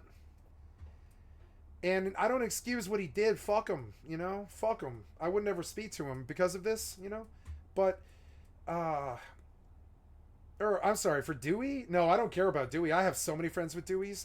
No, I would speak to him after it. I would. I don't care that he has a Dewey. I don't care. I have so many friends with Deweys. I'm sorry, I do. Like, it's just, like, that 1.5 million thing, I don't know almost anybody who doesn't. Like, my family and my friends are, like, the only people. Like, everybody on New York called Dewey's. It's so stupid. And so, like, I don't know. I don't know. I don't know. Judging him, it should be about the same as judging your dad for catching a DUI. It happens, but we shouldn't destroy their lives over it. To finish the Justin's dad story, he was crying in the car. And he was like, guys, I need to tell you, like, he had like a South Park Randy moment. It was such a Randy dad moment. He was like, I feel so much shame that you guys are, I remember verbatim what he said. He opened up, he was like, I feel so much shame that, that you guys are 16 and I led by bad example and I got caught for a DUI, and I need you guys to know that it's never acceptable to drive drunk, and it's not okay because I did it. And I sense that you're punkers and you're drunk all the time and you're young and that you're going to want to drive home from parties drunk, and you shouldn't do that. And I think you're going to think that it's okay because I got caught doing it and I'm still walking around afterwards. And he was like, and he was crying when he said this. It was hard for me to take. I'll never forget it. I remember the moments. I remember him breaking down in the car, and he fessed up to what he had done, and he told us what he did. And he was like, I concealed this from you because I thought it might be better that you just weren't influenced by this. But that is not what a real man does. I remember what he said. He said, a real man stands up for his fucking decisions and owns up to them and fesses up to it and shows his children and the people in his community that he stands up for what is right, and he fesses up to it and he does the right thing. And and I remember the lesson. I remember it very strongly. It was a man lesson that was taught to me by somebody who wasn't my father. The only thing my father ever taught me to do is what not to do. But that was a very strong dad lesson that I remember taking to the. I'll probably take it to the grave with me. Is that like your I don't care how much bad influence I have on people because I've never been considered a good influence. I haven't since I was like 13 years old. I was the guy who got you to smoke weed and drink and get busted, like, you know, sneaking out of school. I got my friends, or I didn't get my friends, but my friends were almost arrested for felony arrest at the age of 17 for breaking into my high school. I convinced them to do that. I'm the before rehab friend. I'm the guy who peer pressures you or whatever. I'm the asshole who's like, get high with me, right? I'm the bad guy. I'm the party kid. I'm the guy who convinces you to get drunk again and you end up in the gutter again. I've definitely driven about 10 people to the gutter. I'm a bad person. I can't walk in my best friend's house because of the things that I've done. You know, I haven't done anything particularly evil. I'm just not a good person who shouldn't be in a holy house of like God or anything like that. You know, I don't believe this myself. I've never harmed or raped or hurt anything. You know, I just have, you know, broken every law known to man basically, except for rape, murder. You know, or child molestation. I just don't care about breaking rules. Laws to me were something to be broken, essentially. Things that, you know. Anyways, so. I don't know if we can, like, that lesson was very powerful for me when he fessed up and he was like, yeah, I caught a DUI that day and I want you guys to know that I caught a DUI that day and I'm gonna cry now. Or he didn't say that, but he cried then, and he was like, I don't ever cry. I cried that night I got the DUI and I'm gonna cry now. I've never been ashamed of anything in my life but that DUI. And he was like, I cannot believe how bad of an influence I was on you guys at such a young impressionable age. And he was like, I'm here to tell you that if you ever drink drive, I will fucking kill you. And he was like, you cannot live by my fucking example. He was like, I will fucking kill you guys. You can't be drunk driving. You can't be like me. Don't be like me. Look at what it's done to my life. You are driving your father to the Safeway right now because his driver's license has been suspended. That's what he said. It's such a cliche moment. I'm sure lots of people whose dads caught a DUI probably went through this, but everybody whose dad caught a DUI probably had to go tell their son afterwards, don't do this, you know? Don't do this to your community. Don't get your little sister run over. Don't come back drunk or anything like that from the party. Don't ever take advantage of women when you're drunk or any of this stupid shit. Like, these lessons, they need to be taught, or people just go and do them, you know? And so I'll never forget that lesson. And so apparently Justin's father, my guitarist's dad, was a better father than Justin Timberlake's father, apparently. You know, and my mother was a better father than Justin Timberlake's father or mother or whatever, because like I was raised at a very young age to understand the ramifications of your actions are always seen in your community in every single fucking way or form. You can't sneak away or cheat or do anything without everybody knowing. There's no such thing as sneaking around when you're cheating. There's no such thing as stealing, getting away with it. There's no such thing as, you know, it's just like there's this belief that you can be a bad actor and get away with it. No. The community always knows what the fuck's going on. They're not stupid. They're not stupid enough to not know what's going on. Your parents are always going to know and all this. And so they knew that we were drinking and smoking weed at a young, impressionable age. We were partying. We were driving drunk. We were smashing pumpkins like the band on the radio. We were doing all kinds of things. You know, we were snowboarding in the streets in the winter in a downtown Denver. We were doing crazy shit like probably like Ryan Dunn did or Justin Timberlake, right? But that doesn't make it okay if your impression is if the people around you are impressionable and you leave this idea that it's okay to drunk and drive. That's what they'll do. So you lead by example, especially when you make enough money to pay for a fucking a chauffeur, you know, or a fucking driver. Like, pay for a fucking driver. You are an irresponsible rich white person behaving badly. It's a reoccurring theme on the fucking stream. It's like this double standard, you know, that the rich people don't have to deal with Deweys or something. Nah. And these people don't know who you are. Looking at this mugshot, it looks like it's AI. I don't know. Looks like JT to me. I don't even see any Photoshop. Looks like JT to me. Looks like he's been fucking crying. I kind of like it. I feel Yeah, he caught a Dewey. He knows his life is over, basically. Any relationship that he's in is probably over. His parents are probably furious at him. All his fans are probably writing him letters right now like, fuck you, I can't believe I loved you, and shit like this. He's crying. He's in that jail cell crying in the mugshot. Are you surprised? That's what it's like to go to jail. And like, Mark, I've never seen a grown man who didn't cry in his mugshot, you know? Everybody cries in their fucking mugshot. It's stupid. You know that your life's over and you probably lost your wife and, you know... Zuckerberg. I don't see that. I see a sociopath here. I see a man who's crying and been crying here. See it? Now this guy's eyes are red because he never, ever, ever, ever, ever, ever, ever shuts them. He's some kind of lizard alien man or something. I don't know. I'm being funny. I don't believe that. But the eyes here are red from crying. Sociopath doesn't ever cry. This guy cries a lot. Understand what I'm saying? That the singer and entertainer was arrested in Sag Harbor. Newsday is reporting that the charges are, quote, DWI related. Let's talk about what led up to Justin's drunk driving incident. Now, it turns out that he was having dinner at... I really wanted to play Elden Ring tonight instead of doing 12 hours of goddamn content, React content. I'm so sorry, guys. I couldn't believe it when From Software failed me. I cannot fucking believe that. I've lost count of how many cigs I've smoked. No, wait, no, wait. I don't care about this anymore. I don't really like this story. It's anti-drug and pro-drug war story that's just more woke bullshit that or whatever your woke signal, you know, fucking Sweet Baby shit. Like this whole story is so anti-drug. They call it Devil's Blood, and it's just a whole bunch of quests based around how Todd doesn't like drugs. And I'm sorry, but you guys have so many drugs in this game. What the fuck are you talking about? You love drugs. What are you talking about? So like, it's weird, but this whole quest line is so anti-drug that it's like literally bothering me, and I'm going to mute the fucking quest line now. I imagine this is how it feels for when you know, Blizzard players bitch about them changing McCassie or whatever, you know. I imagine this is how it feels. This anti-drug fucking quest line that every other sentence is like, drugs are bad, or Devil's Blood is bad, or the people who do Devil's Blood are bad, or we have to go kill the people who supply Devil Blood, right? It just sounds like the CIA wrote a quest line and put it into the Bethesda right-wing fucking wokeism Sweet Baby fucking quest line that's approved by Sweet Baby or whatever. And sure, the anti-drug message is probably good for kids or whatever, but to me it's just, you know, full-blown poppycock. Poppycock. So many Americans are high. The anti-drug message is so stupid. It's so stupid.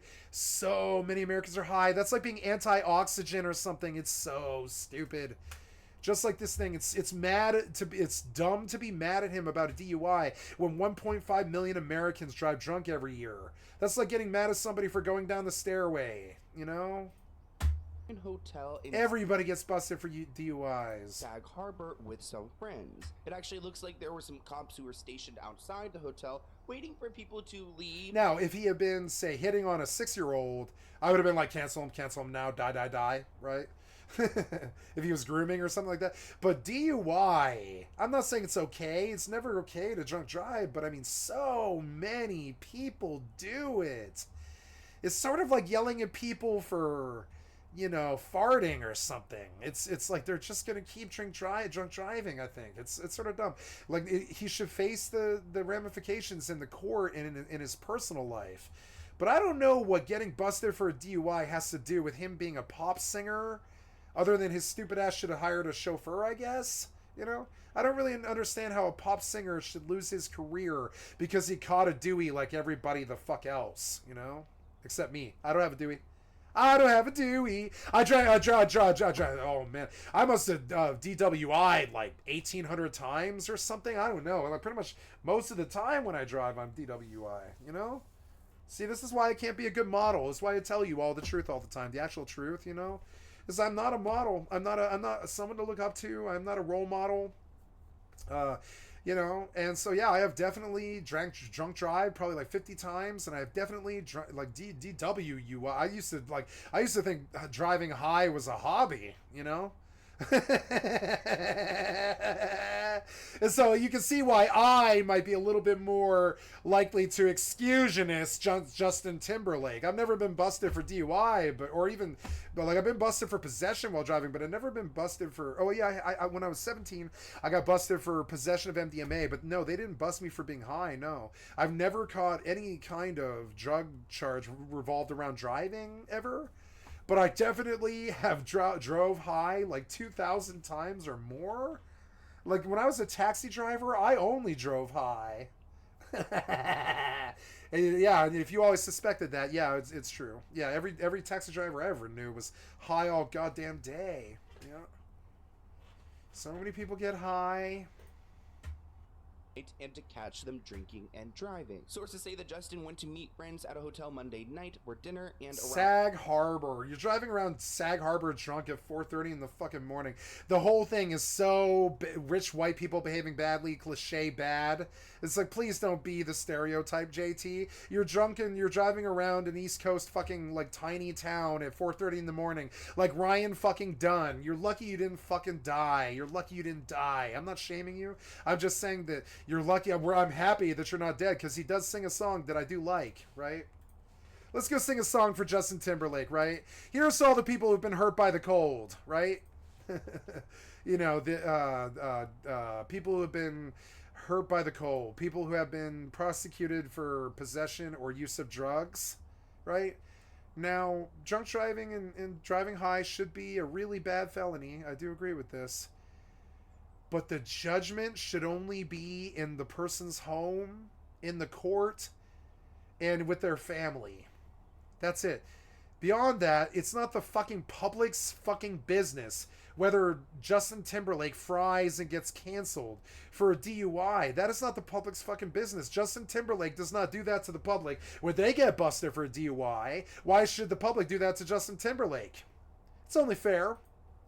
DUI fucked up logic, right? DUI fucked up logic, right? JT doesn't judge you for getting a DUI. Why do you judge him? I'm sorry, I'm just fucking around with all the fucking... there's a lot of, as Seth Greensoch would say, there is a lot of moral relativism here. There's a lot of excusionism of DUI. There's a lot of double standard and hypocriticalism here. Hypocritism here, or whatever the word is. Hypocritical stuff here. And,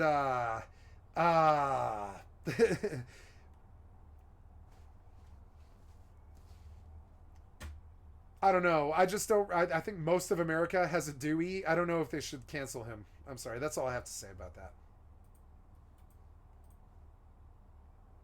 Back to where he was staying, only to be pulled over almost... Like, okay, you know what every American has? They have an eviction and a DUI. I don't really want to judge people for getting kicked out in an eviction, and I don't really want to judge them for DUI because it either happens or so many people do it, you know? That's a hard one. I don't want to crucify people for DUI, because then I'd have to crucify all 1.5 million of them, you know? And so no, I give JT the pass on this. I say pay your debt to society like I did, and do your time, and do your shitty 400, 500, 600,000 hours of community service or whatever it is that they're going to give you. Pray that you don't go to jail. Pray that you don't lose your family, because that's usually what happens when you catch a DUI. You lose your fucking family, right?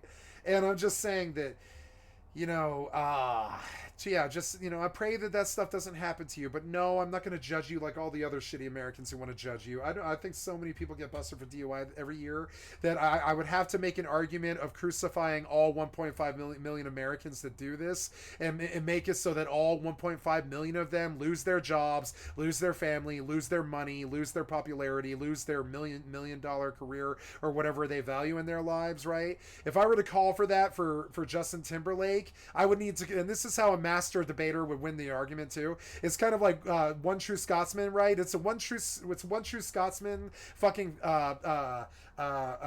fallacy to say that all 1.5 million Americans get busted for DUI every year shouldn't face the destruction of their career, their family, their money, their job, and everything that they work for all their lives.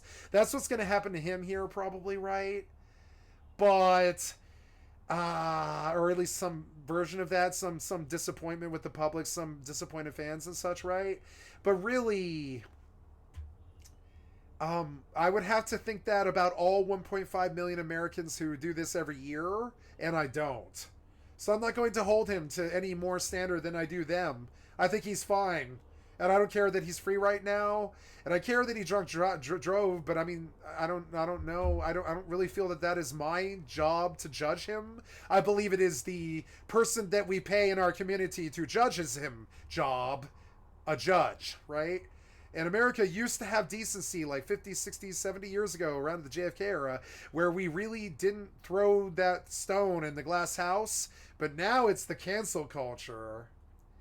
And no, I'm not going to hold him to a standard that I don't hold the other 1.5 million Americans to get busted for DUI every year this year, right? I'm not going to hold him to a standard that I don't hold them to. And I don't want their lives destroyed over DUI, and I don't want his life destroyed over DUI. I just want him to face a nasty jail charge, pay a lot of money, be embarrassed, do 400 hours of community service or like 1,000 or whatever, and have his name smeared in the mud. But I don't want him canceled or tortured or shamed or you know, ostracized or targeted. I don't want any of that because so many fucking Americans are guilty of this. I would need that to happen to them too. That won't happen. So we don't do this to him, right? And that's what a judge would say. That's what God would say.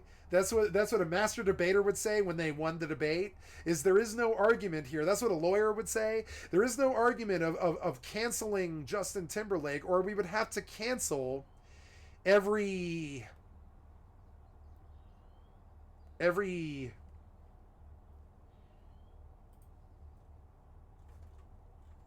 your title misspelled, buddy.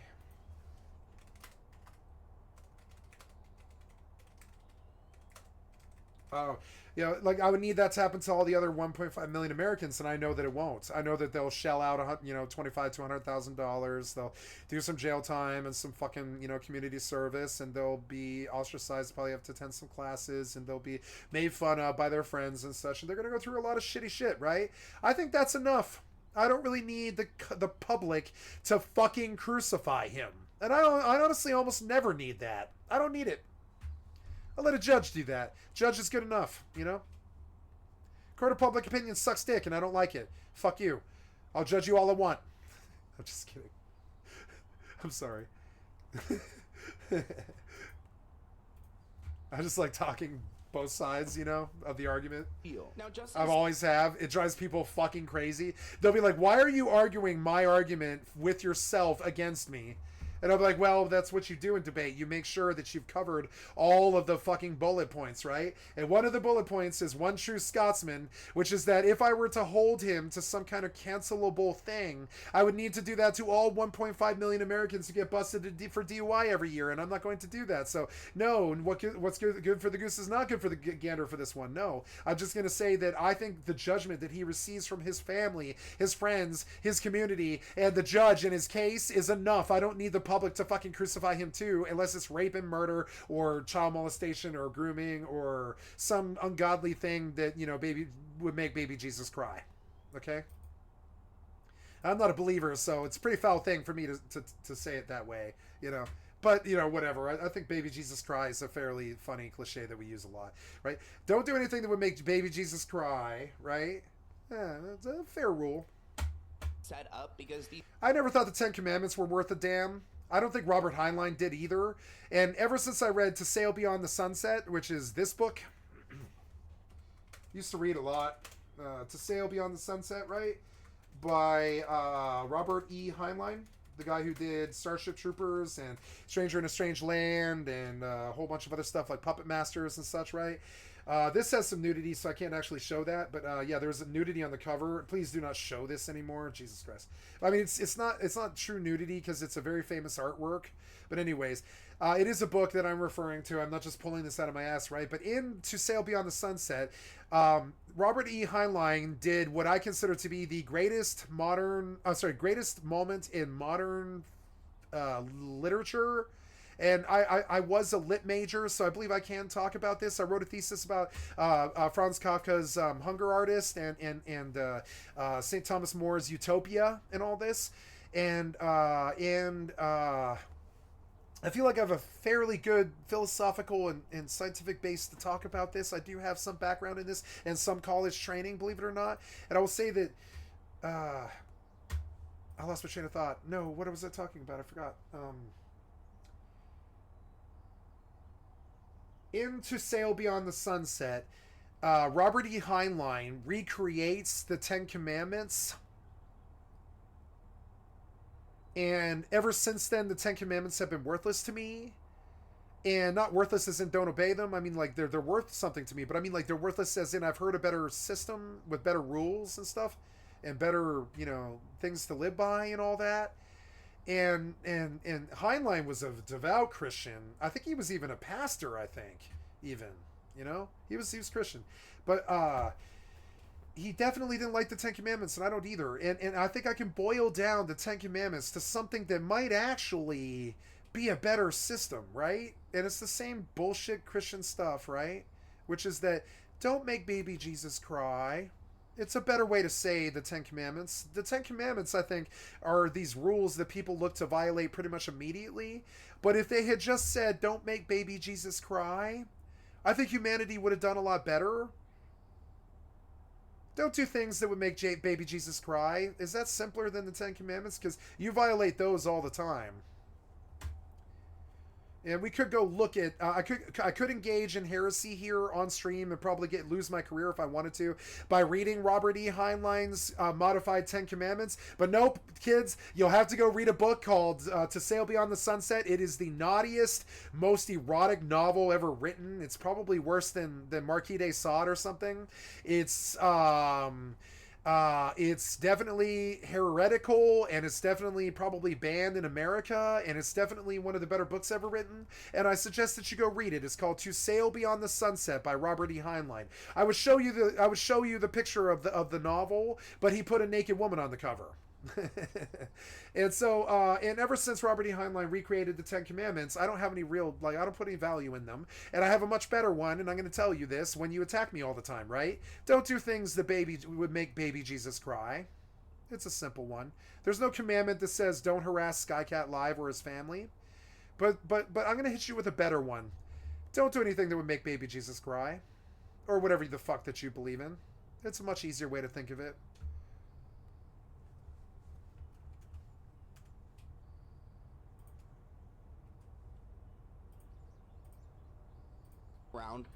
Don't get a DUI drunk and high at 4:30 in the morning when you have, you know, $1 billion and you can pay for a fucking chauffeur.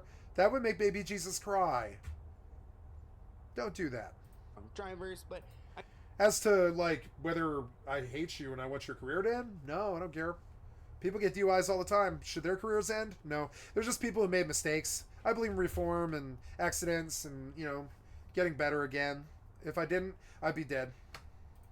I argue that sentiment, especially because, like, when I lived in Sweden, for example, like, who does this guy remind me of? He reminds me of both James Charles and Miskiff.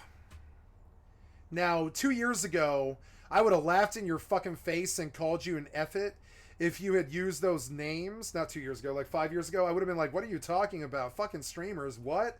Those effets? That's what I would have said 5 years ago. But now I know who these people are, right? and so now I know who Miskiff is, and I know who Miskiff, right? I know who Miskiff is, and I know who Justin Timberlake is, and I know who James Charles is, and something that I share in common with all three of these people is the autistic eyes. We have the burning life.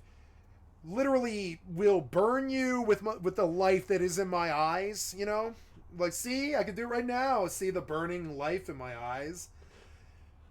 You know? And I'm not even trying that much, like,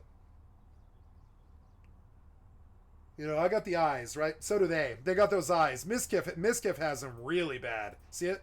Miskiff has the tweaker eyes of a cocaine addict who's totally insane, completely autistic, totally a video game addict, totally a drug addict, and or ex-drug addict, depending on what day you talk to him, right? And do this. Yeah, Miskiff's eyes, right? Miskiff's eyes are really fucking sharp, like JT's. See those blue eyes that slayed all the girlies, right? And I do pride myself on having eyes like that. I think the one unifying feature that I've got on my body is the eyes. I have the autistic crazy person eyes, and that's the one thing that people do tell me all of my life. They're like, I love your eyes. It doesn't matter. When I was a cashier, I had a punker girl come in one day, and she lifts up her shirt and shows me her tits when I was like, I don't know, 24 or something like that. This happened, and I was like, thank you, nice. And she had nipple piercings. I forget what they're called, but I was like, nice tits. I did fuck that girl, by the way. She had AIDS, but I fucked her. But I used contraception, very carefully. And I don't have AIDS, as you can tell. You've seen me for 3 years. I'm totally fucking healthy. I did not get AIDS from that girl. That was 17 years ago, but I fucked her. I fucked a girl with AIDS. I'm not proud of it, but I used contraception. I was very, very fucking careful, And, and I don't care. Whatever. So, but when I met her, the day I met her, I forget her name now. Fuck, what was that girl's name? She had pierced nipples. She lifts up her dress when she's standing there. And I'm like, okay. I'm cashier standing at the Conoco, Texaco, Conoco gas station on South Broadway and I-25. And I'm just standing there as a cashier waiting for the day to go by. And she comes walking in and she lifts up her shirt and she's like, hi. And I'm like, hi. And she was like, you have really nice eyes. And I was like, okay. People tell me that a lot. And they do. They do. They actually tell me this. I get this all the time. It's so stupid. It's like the one unifying thing. They never tell me I'm attractive because I'm not. I've heard women try to tell me I'm attractive, but I'm not. I'm actually not. I don't usually get an attractive response out of women. I don't believe I'm attractive to most women. I don't think so. Not really. But I am some women's type, which is a different thing. That's like sexual chemistry. But I'm not attractive to women, but they do like my eyes, which is funny. So, and I've had no problem sleeping with women. I've never had a problem, getting laid. And that's not part of it. It's just, So she lifts up her shirt. She shows me her tits. And she's like, you have the best eyes I've ever seen on a man. And I'm like, okay, thank you. And she's like, do you want to drink with me at Bar tonight? And I was like, yes, I do.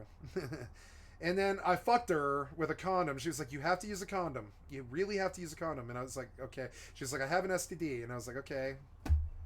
I'm using a condom. Cool. And she's like, yep. And cool. And I did, and we were fine. And then she told me later, she told me a year later that she was HIV positive when she slept with me, but didn't know. And I was like, okay, well, thank you for telling me. And she was like, you're not sick, are you? And I'm like, no. So that was cute. I like her. I still like her. I liked her. Great girl. But the eye thing. After that, I started using my eyes more. I was like, oh, I guess the women respond to my eyes. So I look at them with these big open eyes, and I'm like, I don't look in their eyes because I don't ever make eye contact, but I stand there with big eyes, and I don't hide from you. I'm just standing there with big eyes, and I'm waiting for you to talk, and I'm like, I'm not looking you in the face, but I'm definitely like there looking at you with big wide open eyes, like this, and that has always done well for me. I've had people tell me they did things for me because of it, I would say the eyes are definitely one of the stronger factors. See it? Got a lot of power in my eyes. I'm like, big, small, Got the greens, see the greens? Like, I'll make it big and I'll show my green eyes off. Because I've seen them 2 other places. It wasn't James Charles, right? The only reason I brought up James Charles is the haircut, right? I think JT has the James Charles haircut. Do you see it? It is the James Charles haircut. See it? Yeah. And then, but he's got the eyes of Miskiff, and so do I, right? And I have Miskiff eyes. And so, okay, I hate to say this, but this is true. I know how extremely successful and rich Miskiff is, and I believe it pretty much because of his eyes. And his personality primarily, but I think the eyes sell him to women, right? And I think I might do well in that area. That's all I'm trying to say. I think I probably do well in the women like my eyes area, because I think he does well there. I think he does really well there, and I think other streamers do too. Like, who has other really crazy, like, I call these the crazy eyes. You only ever see them on autistic gamers who have done a lot of drugs. They're the crazy eyes. See it? You see them on, you see it on streamers a lot. Like that guy's got him. Look, that guy had it from Super Size Me. I forget his name. Yeah, Morgan Spurlock or whatever. Yeah, he had it. Often streamers have the crazy eyes. See the big shiny blues, yeah, or they're either the soulful brown of a James Charles, or a Tom Dark, right, or a Turkey Tom, right? I know my streamers now, and I'm proud of this. Brown, right? Like see, there's the soulful brown of a James Charles or a Tom Dark. Right, I look at the eyes now because I think the eyes are almost the only thing that people look at when you're streaming. They look at your hair, which is why Asmongold is always called Baldy all the time. They look at your eyes and your fucking face, and they do one of three things. They call you bald, ugly, or fat, right? One of the three things. I'm all three, I guess. I'm not bald. Not really. No, I'm not bald. I don't even have a balding spot. I'm not bald. So, but I am fat and ugly, right? So, but the eyes, right? The eyes do well, I think. I can I can captivate people with it, and I do it all the time. I captivated the most beautiful woman I've ever met or ever will meet, I think, with my eyes. I did it. I tried to do it. I kept looking her in the eyes and like, you know, fucking big eyes and stuff. Like I make the eyes of women. I like doing that. It's fun. So let's go big camera. And I'll show off my eyes because I'm proud of them. I don't think most people get eyes like this. I think it takes a life of fucking insanity. Do you see it? Life of insanity. 12 hours all night on a stream talking at the top of my lungs about Elden Ring sucking dick. A life of insanity comes in the eyes. It's in the eyes. You can see it. Something crazy is happening in my brain and I'm going to get the crazy all over you with my crazy eyes. You know, and yeah, so yeah, and so this guy's got that. He's got that. Now look, right? How many millions of fucking hits does this guy have? 1.3 million subs. How much fucking, like, how many subs does Miskiff have? And I don't care about his subs, but look, both of them have exactly 1.02 million, right? And I swear to God, it's the eyes. It's not the hair. He thinks it's the hair. He thinks it's the makeup and the earrings and the soy boy. But it's not. It's the eyes, and they sell. I'm very aware of it. All my life, my eyes have got me into places that my body or my brain couldn't. You know what I'm saying? My eyes are fucking, and also my hands. Now, my hands are a different thing. I have surgeon's hands. I'm a particularly good gamer. I'm not good at the games because I don't care to be. I don't have any drive to be good at video gaming. I have a drive to be doing it all day and having fun while doing it, right? But I would say if I really wanted to kill Ninja, if I really wanted to, I think I could probably give him a good fair run of his money, right? I do. I've got fucking surgeon's hands. I can do all the stuff that he can do with building and all that stuff. I have done. You know, I have won tournaments with it. You know, not trio tournaments, but I have won games and matches that. I can move fast. I have the doctor's hands thing, and so one of the other weird idiosyncrasies that I have is I'm super fucking protective of my hands. I don't let anybody near them. I'll shake hands. I actually really like shaking hands with people. Actually, it's one of my favorite things to do. Actually, every time you shake someone's hands, it determines where you stand. You know.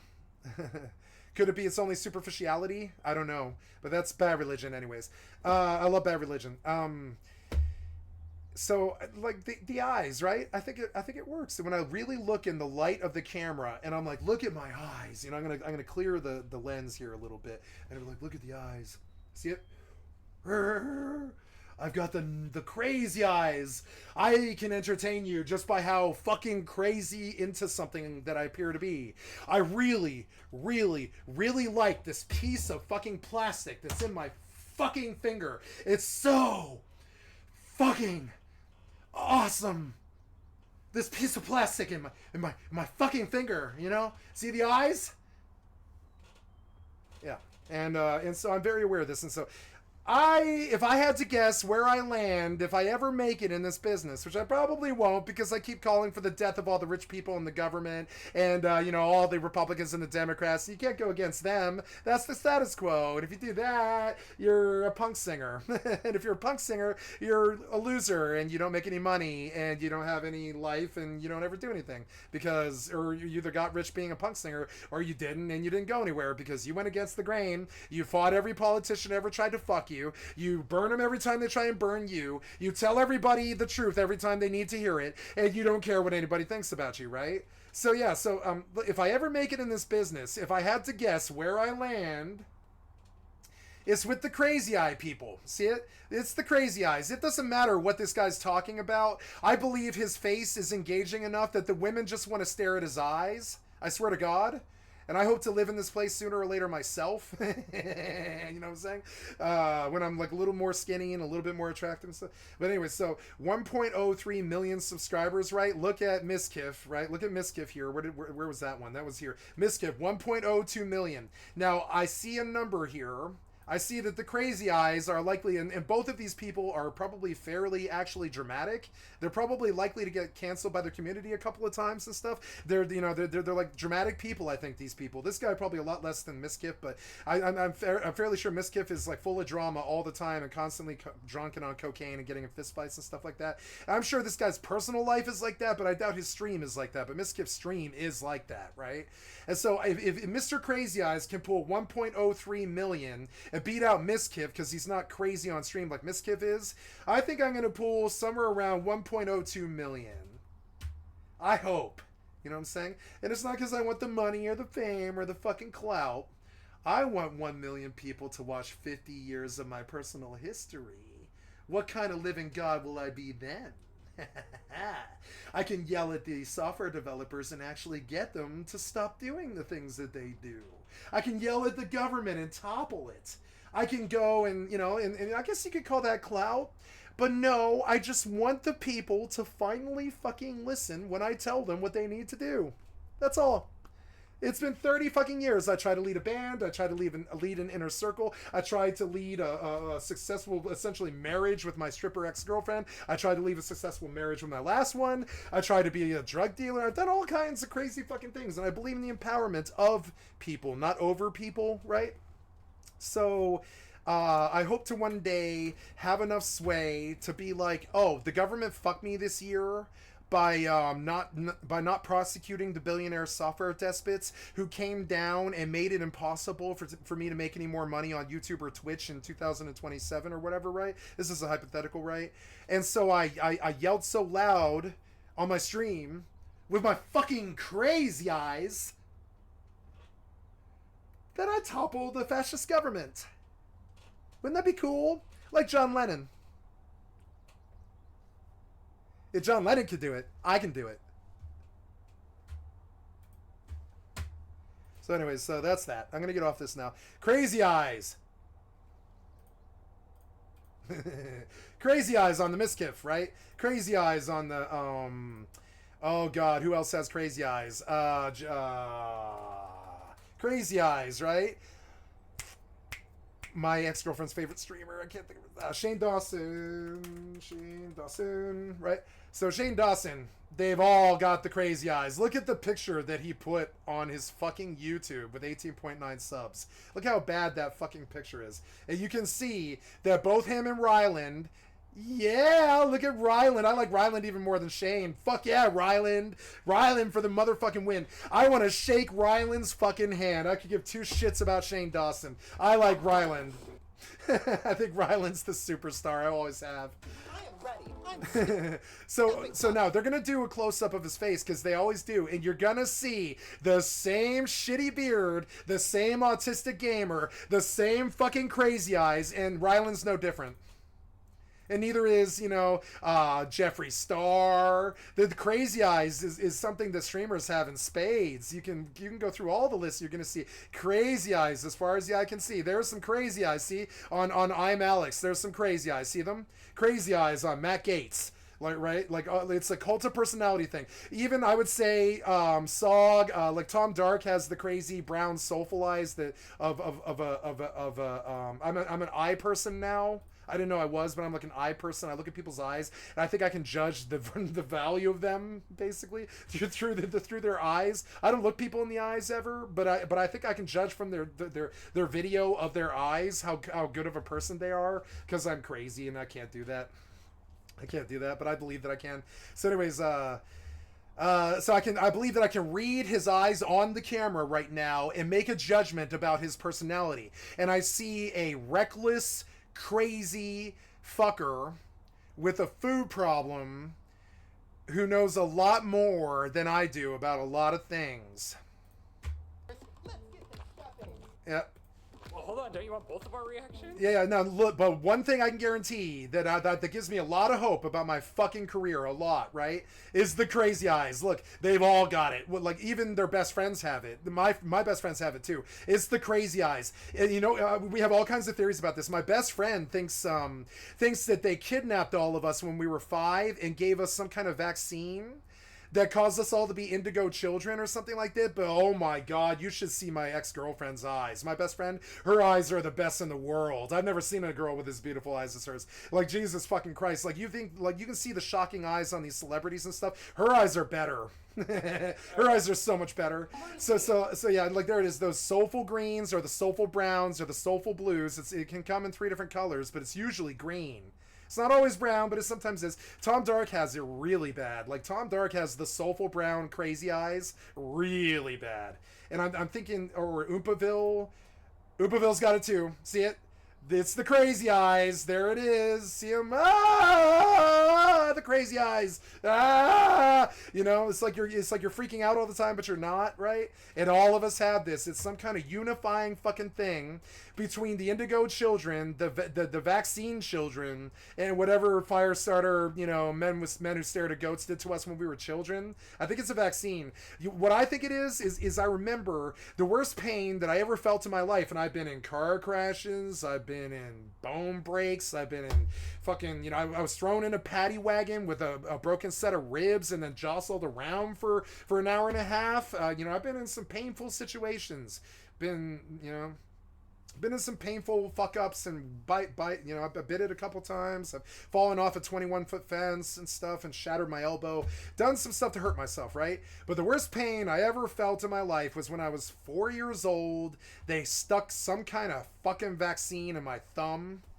And it hurts so fucking bad, because most times you wouldn't stick a needle in a young 4-year-old child's fucking thumb. But I'll never forget it. Some fucking doctor stuck me in the thumb with some kind of fucking syringe when my parents weren't in the room. I'll never forget it. It's the worst pain I've ever experienced in my life. I was 4 years old. I was old enough to remember, you know? I'll never forget. He stuck me in my fucking left thumb with a goddamn needle. And all my life, I wondered what that needle was. Who the fuck sticks you in a thumb with a needle? Do they stick kids in the thumb with a needle? Is that common? Do they stick kids in the thumb? I think they do something that when you're young to test for something, right? Do they stick kids in the thumb, right? What is that?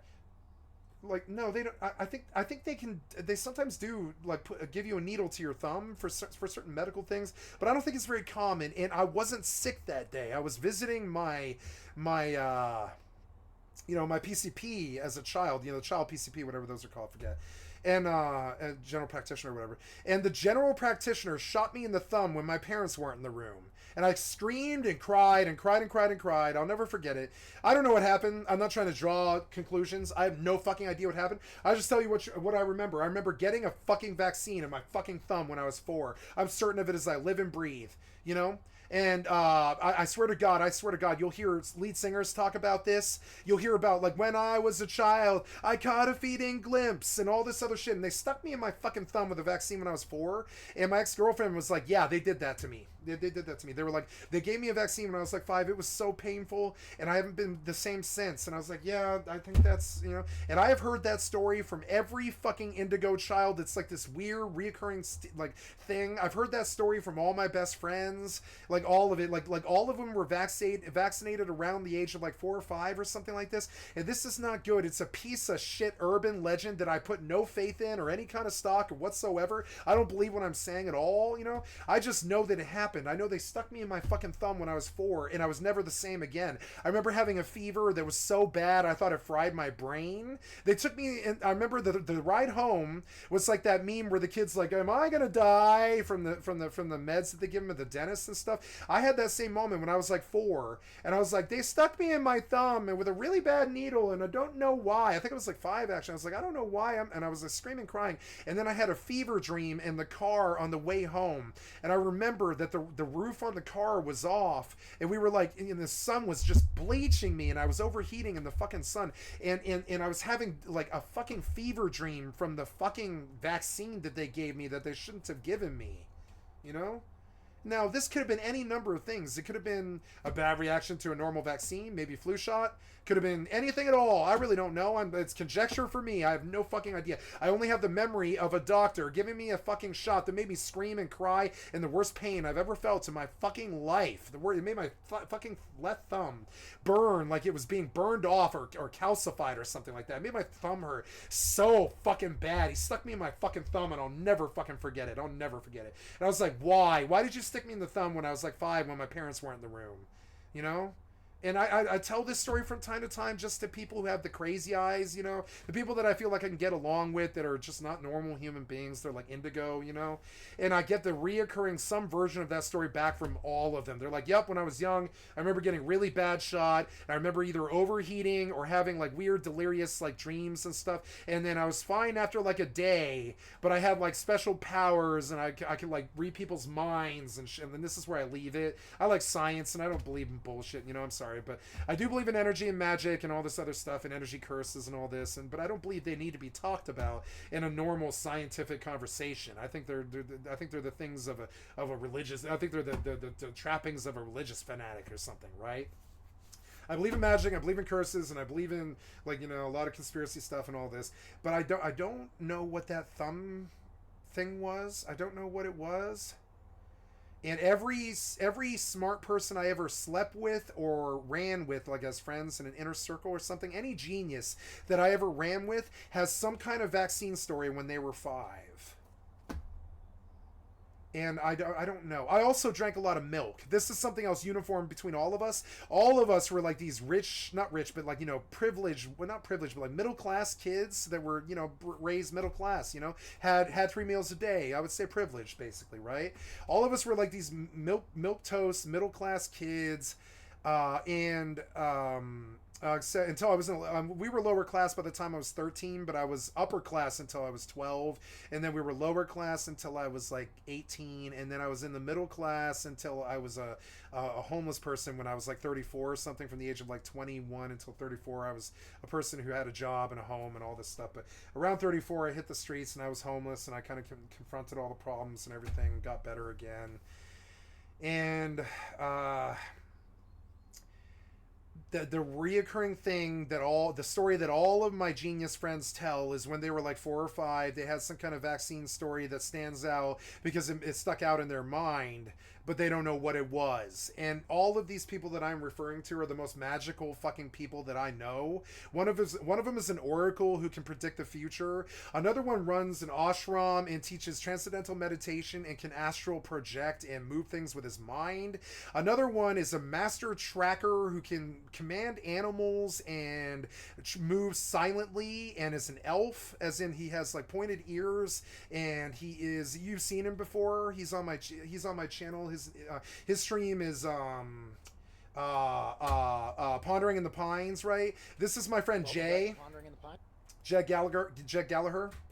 And as you can see, he's got the crazy eyes. They're a little bit more brown. He's a little bit more sensible than most of my friends. You know, he's a bit more grounded. But he's got the crazy eyes like all the other fucking crazy indigo children in my life who were north of 154 or whatever. And Nice. so yeah, and as you can see, there's a lot of sorrow and a lot of life and a lot of life here. There's a lot of pain on his face and stuff because he's a fucking super genius, and he's seen all this life has had to offer. I guarantee it. He's seen it all. He's probably seen it all. And you know, he's got the crazy eyes, but he doesn't use them like my best friend and I do. He doesn't live off his eyes. He lives off his actual aesthetics. You know, he's always been a ladies' man. He's probably slept with 300 women or something. He's a very attractive, he's not young anymore, but he was a young, attractive man, and he did very well in that scene. And I would say that, like, the crazy eyes exist there. They exist in my two other best friends who are still alive. They existed very, very much so in my friend who killed his father and then himself a second later. The crazy eyes are the one unifying thing, that and the high IQ, between me and all these other indigo fucking children, And I'm not particularly smart about any particular thing except video games, I would say.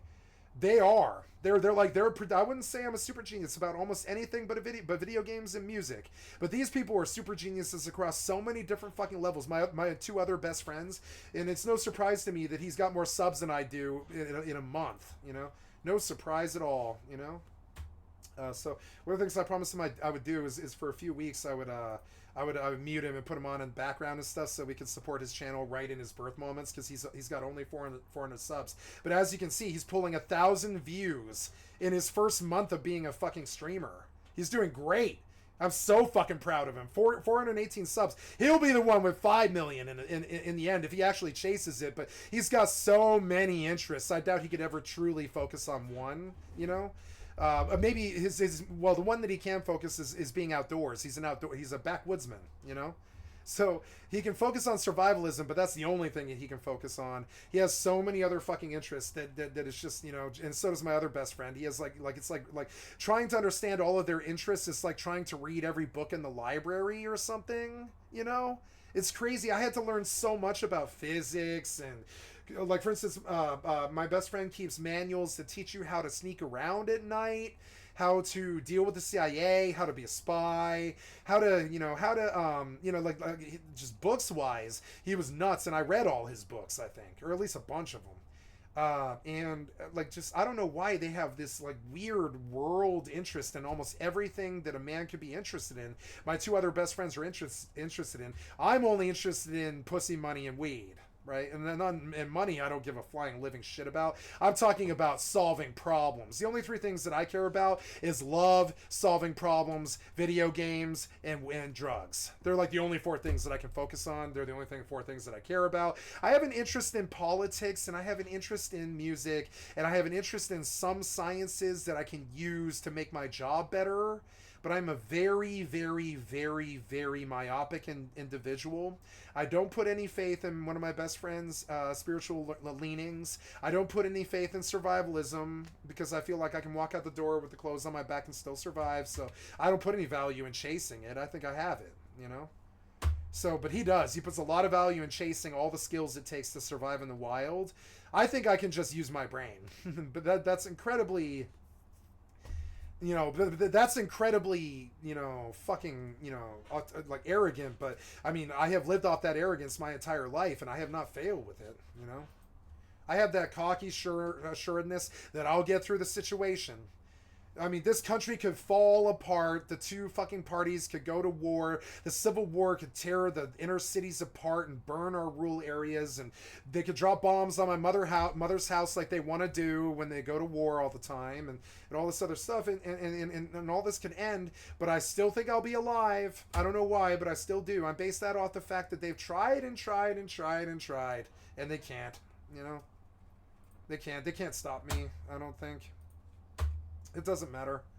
So that's the crazy eye discussion, and I believe it's going to lead to, and you can mark this. I can come back and mention this later. Maybe later I'll come back and find this or something like that. Maybe I'll have somebody who loves me enough to actually watch all this or whatever, right? And I want them to see that moment when I predicted 1.02 million with the other two crazy eye streamers, right? And honestly, I think the cap is higher. Here's another crazy eye streamer who went even fucking higher. This guy went to 20 million. He's got the crazy eyes, So shout out to Ryland. Thank you for, I don't know him, but, fucking shout out to Ryland. You're like a huge inspiration to both me and my best friend. We love you to fucking death. We used to watch Ryland videos all day, every day for months on end. Just get high and watch Ryland videos and shit. I like Ryland. We're incredibly big fans of Ryland. And I'm really glad that Shane came and made you fucking famous. I think you're a better star than him. And shout out to Ryland. I don't know you, but maybe one day we can shake hands or something. You were a huge influence on me and my best friend. And I'm so much like Shane, it's scary. Of the two, I'm not like Ryland at all. All my best friends are like Ryland. I'm like Shane.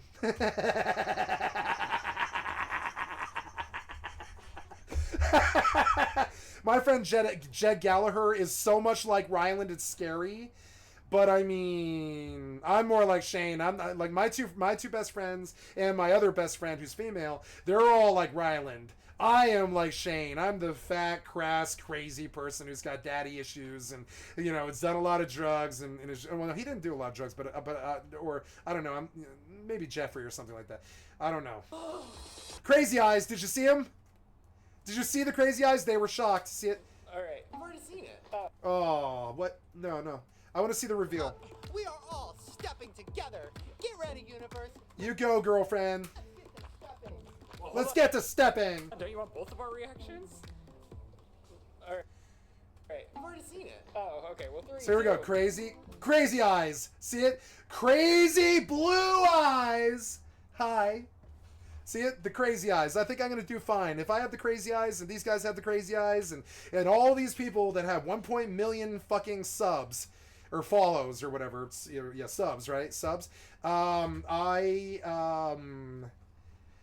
know, if Miskiff can do it, I can do it. How do you get away from that? You don't. You just lose the quarters 9/10 of the time. And you have to keep playing till you get that 1/10 of the time where it didn't steal your quarters for whatever reason. That's the truth to video games. You can't totally beat video games. AI will always slaughter you. It is far superior to you in terms of its reaction time, not its capability of outthinking you, just its reaction time. So if the boss wants to kill you, it'll kill you. You know, it's no problem, but it won't outsmart you ever. It'll just, you know, kill you. It'll be faster than you. So 9/10 of the time against piece of shit, worthless Souls-like bosses, right? Bad BAMs that aren't really fun to fight.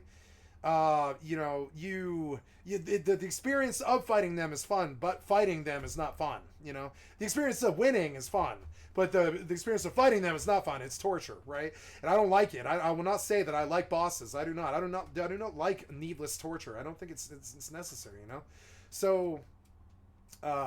That boss, he 9/10 of the time, he's gonna steal your quarters at about 40%, something like that, and he'll do some like iframe attack that you can't dodge. And the community has boiled it down to that, and even tracked the frames and shown the community when it's happening. They track it like science, and they tell the community when they need to roll, when they need to leave, or when they need to jump attack, or any of this other stuff. And they data mine the fights themselves. It's disgusting, right? And I love it, but it's disgusting. You know, fuck it. And that's the thing. You can't beat this boss 9/10 of the time. You have to keep playing till you catch your one fluke where he just doesn't run his rotation in that style, and you get lucky, or maybe you moved in a way where he didn't really like totally run a rotation right away. You got a little bit of extra time or something like that, right? The other 9/10 of the time, he's just gonna roll into you, run an iframe that you can't dodge, and steal 3/4 of your health.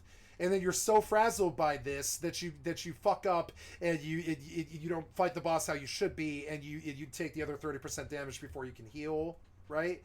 But yeah, most modern bosses will actually steal your quarters. They have the capability to. They will just beat you hands down. They have the reaction time. It has to be tuned down and slowed down all the time.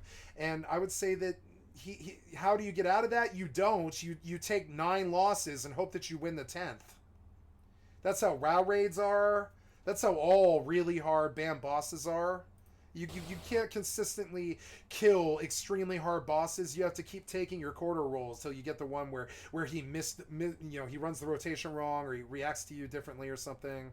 It's kind of like Casper, Deep Blue against it's like the Russian chess computer Deep Blue. Deep Blue is not extremely good at chess, and Kasparov did beat Deep Blue. You know, he's not extremely good at, like, I'm sorry, not he, but Deep Blue is not that good at chess. It's not that good at playing chess. It's only good at tracking the eventual outcomes, right? So a human can still beat a chess computer. It is possible. And the same is true here, except for the fact is it's been designed to steal your quarters 9/10 of the time. And once you paid your death costs and you can get like a lucky run, you can one-shot a boss. I one-shot bosses all the time. I didn't one-shot this boss, but I one-shot a bunch of the Elden Ring bosses. If you understand that some runs it's designed to take your quarters, other runs it's not. Just exactly like a VLT lottery terminal. And once you understand that that attack was not dodgeable. It was gonna hit. It was gonna chunk you for 3/4 of your bar and frazzle you and put you off sorts and off guard. And that's how they design. It's all designed like that. All the good Souls-like people know it. I've watched all their videos and I've learned how to play Souls-likes really well. You know, so. Yeah, you can't dodge that attack, so that's him stealing your quarters 9/10 of the time. I hate the developers. I don't know why they act like this. They just design like that, and this is the response that it elicits. It's just like bullshit, bullshit, bullshit. You cheated, right? That's the response that it elicits, because yes, he is quite literally cheating 9/10 of the time. You cannot win. I honestly don't know if I could do this. I just don't. Welcome to the set. Take 2 friends with you. You have 30,000 Souls fans in your chat right now. Take 2 friends with you like I did and finish the boss in 5 minutes. You're a rich fucking streamer. Why the fuck would you sit around wasting away for 12 hours on a fucking BAM? Is it some kind of personal challenge? Nah, just take 2 people with you and pop those fucking jellyfish and make fun of yourself to the people who already knew you were going to do that anyways. You know what I'm saying? Don't be punishing yourself to like create content for your people where it makes you look bad. Just fucking admit that you don't want to fight a boss for 20 hours and take the help. That's what I did. Fuck wasting away on a boss for 20 hours. I did that for 13 years on World of Warcraft and it destroyed my life. Fuck waiting around for a boss. Fuck waiting around for a boss. I waited way too long to ever do that again. Fuck waiting around for a Souls-like boss. Fuck BAMs. Fuck bosses. I'm sorry, but you need to evolve beyond that stupid shit. That shit was cool for like Final Fantasy back in the Pixel era when you had to do dungeons and get to the end of them and fight bosses and shit. But I don't really need fucking BAMs from Souls-like games anymore. I really don't like that fucking genre. I'm sorry. Or honestly, it's... What? I'm sorry, I love the genre. I don't like the bosses. The bosses are not fun. Like, they're not fun. You die all the time. Like, you know, it's not fun to do it. When you beat it, sometimes you... lately, I don't even get a sense of accomplishment or happiness fighting them at all anymore, because I can just see how it steals your quarters automatically all the fucking time. I heard Seth Greensauce talk about this one time. He was like, I have become